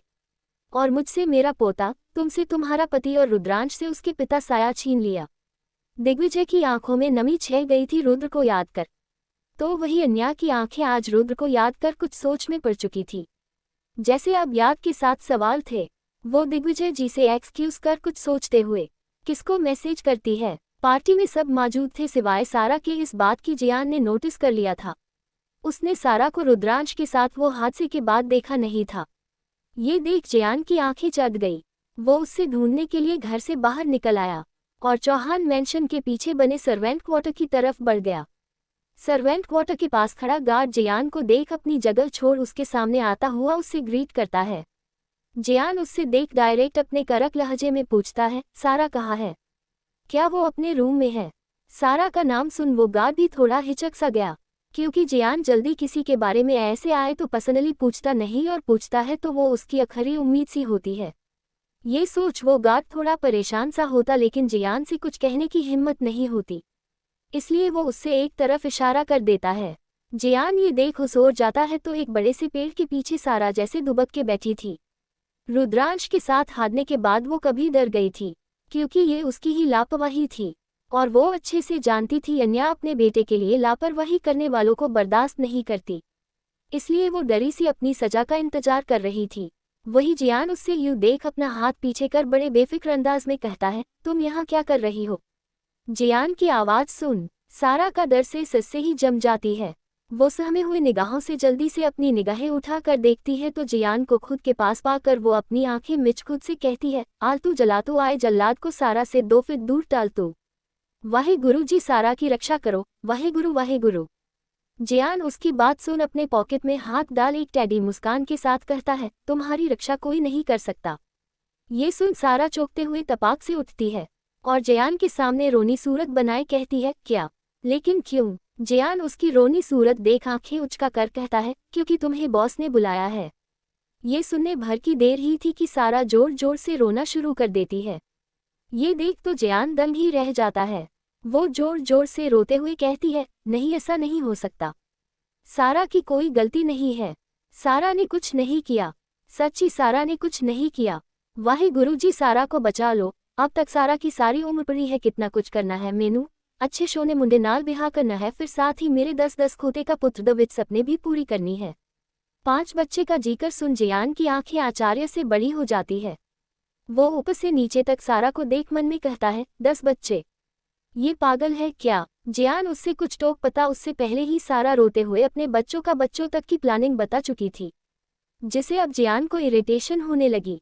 वो एक झटके में उसके बाहें पकड़ अपनी तरफ कर उसके होठों पे उंगलियां रख कहता है, चुप एक चुप, अगर एक शब्द भी और बोला तो मैं अपनी गन की सारी गोलियां तुम्हारे गले में डाल दूंगा। सारा जियान की धमकी सुन सहमे से अपनी पलकें झपकते हुए उससे ताकने लगती है। जियान भी उसके इतने करीब हुए उसके आंखों में देखने लगता है। दोनों के बीच एक अजब सी खामोशी सी छह जाती है। जहां लफ्जों में खामोशी थी तो वही धड़कनों में शोर था। जहां सारा की दिल की धड़कन में हलचल सी हो रही थी तो वही जियान भी इस एहसास से अनजान नहीं था। आज से पहले कभी किसी लड़की के ऐसे जो करीब नहीं आया था। वो सारा की आंखों में देख जैसे आज खुद भूल रहा था, लेकिन अगले ही पल उससे अपने इस अनजाने हरकत का अंदाजा होता है और झटके से सारा को छोड़ एक बार अपनी आंखें बंद लेता है। फिर उसकी तरफ देख कहता है, जो कुछ हुआ वो एक हादसा था, जिसके लिए तुम्हें कोई पनिशमेंट नहीं मिलेगी, इसलिए अपना ये नाटक बंद करो और लिटिल मास्टर के पास जाओ और अपना काम करो, और हार जाने से पहले जरा अपना हुलिया सुधार लेना। मैं भी चाहता कि लिटिल बॉस तुम्हें देख डर जाए। इतना बोल जियान जाने लगता है। वही सारा जियान की बात सुन 2 पल सुन सी रहती है। फिर अगले ही पल वो उसके आखिर शब्द पे गौर फरमाती है। जियान ने ऐसे बिना किसी भाव लिए कहा था जिससे सारा को तो रियलाइज ही नहीं हुआ कि वो उसका मजाक बनाए वहां से गया। बेचारी सदमे में बस उसकी बातों पे अपना सिर हिला चुकी थी, जिससे देख जाते जाते ही जियान के चेहरे पर एक छोटी सी मुस्कान थी। वो मन ही मन उसकी बातों को याद कर कहता है, 10 बच्चे पागल, अगली बार इसके मुंह सिलवा दूंगा या अपने कान, जब देखो रोती ही रहती है। न जाने बॉस ने इस डरपोक में क्या देख लिया जो इससे कम पर रख लिया, पर मैं इतना क्यों सोच रहा हूँ। ये सब सोच जियान खुद का सिर झटक देता है। वही दूसरी तरफ बेदी मेंशन, एक लड़की गुस्से में इधर उधर घूमते हुए किसी को ढूंढे रही थी। तभी वो वहां से गुजरते हुए एक नौकर से पूछती है, तुमने सिद्धार्थ के देखा? कमरे में नहीं है वो? नौकर हाँ में सिर हिलाते हुए उससे कहता है, हाँ मैडम, वो बाहर बैक गार्डन एरिया में है सुबह से। ये सुन वो लड़की जल्दी से उस ओर चल देती है और वहां पहुंच गुस्से में भड़कते अंदाज में कहती है, सीध तुम मुझे बिना बताए कल बाहर गए थे। ये सुन सिद्धार्थ शांति से एक बुक पढ़ रहा था। वो उसकी बात सुन काफी सीरियस निगाहें लिए पूछता है, हाँ गया था। इसमें प्रॉब्लम क्या है? मुझे कुछ चीज लेनी थी, जल्दी जल्दी आने में भूल गया था, वही लेने गया था। नीतिया उसकी निगाहों में सीरियस देख खुद को एक लंबी सांस में नॉर्मल कर कहती है, प्रॉब्लम कुछ नहीं है, बस हम कल ही यहाँ आए हैं और तुम्हारे लिए ये जगह थोड़ी नई है तो बस चिंता थी। तुम्हारी तबीयत भी ठीक नहीं है ना? ये सुन सिद्धार्थ उसके बातों को ज्यादा तवाज़ो ना देते हुए अपने बुक के पन्ने पलटे हुए कहता है, मैं कोई 3 साल का बच्चा नहीं हूँ नीतिया जो तुम मेरी मम्मी बन मेरी फिक्र करोगी। फिक्र करना है अपनी डैड की करो, उन्हीं के लिए हम आए हैं। सिद्धार्थ के लहजे में रूखा बन देख नीतिया अपने लहजे में शर्मिंदा भाव लिए उसका हाथ पकड़ कहती है, सी तुम अब तक मुझसे गुस्सा हो। आई एम सॉरी, आई नो मेरी गलती है, तुम तो बस मेरी मदद कर रहे थे, मैंने खमाखा तुम्हें गलत समझ लिया। इनफैक्ट तुमने सही किया मुझे वापस अपने डैड के पास लाकर। सच में मुझे उनकी हालत देख अब अपने फैसले पर पछतावा हो रहा है। सॉरी। नीतिया की बात सुन सीड अपना बुक साइड रख देता है और उसके हाथ को देख कहता है, सॉरी मुझे अपने डैड और मोम को कहो। अगर तुम उनके कहने पर पहली बार में ही आ जाती है तो कम से कम सिचुएशन इतनी बिगड़ती नहीं। इतना बोलते हुए वो अपने टेबल से कॉफी का मग शिप लिए काफी बेफिकी से कहता है, वैसे मुझे अब तक समझ ये नहीं आया तुम इंडिया वापस आने से इतना डर क्यों रही थी? आई एम मीन मुझे तो यहाँ आकर सच में काफी अच्छा लग रहा है। न जाने तुम्हें किस चीज की डर है? नीतिया सीड की बात सुन खामोश लाफाजों में बस एकटक उससे देखती है, फिर मन में खुद से कहती है, डर मुझे इस देश से नहीं बल्कि यहाँ के लोगों से, और खासकर अपने डैड, क्योंकि जैसा वो चाहते हैं अगर वो हुआ तो शायद डैड जीत भी जाए लेकिन उनकी बेटी हार जाएगी। नीतिया को खुद को यूं देख एक गहरी सोच में डूबा देख सीड उसके आंखों के सामने हाथ हिलाकर कहता है, कहाँ खो गई? नीतिया उसके ऐसे करने पर अपने सेंस में वापस आती है तो सीड पूछता है, तो तुमने क्या फैसला लिया? तुम अपने डैड की मदद करोगी? नीतिया उसकी बात सुन कुछ सोचते हुए कहती है, हाँ मैं करूँगी। डैड की अभी ऐसी कंडीशन है कि वो और स्ट्रेस झेल पाए, और हमारी कंपनी की सिचुएशन इस वक्त काफ़ी वीक है। हमारे जो राइवल कंपनी उन्होंने हमसे सारे बड़े प्रोजेक्ट ले लिए हैं और डैड को जैसे चारों तरफ से जकड़ने के इरादे में है। सीड उसकी बात को बड़े गौर से सुन रहा था। वो उसकी बात सुन सीरियस अंदाज में कहता है, मैंने सुना राइवल कंपनी की ओनर एक लेडी है और काफ़ी पावरफुल एंड कैपेबल है, और उसने ही तुम्हारे डैड और तुम्हारे डैड की कंपनी की ये हालत की, एंड नेक्स्ट प्रोजेक्ट की सबसे बड़ी दावेदार है।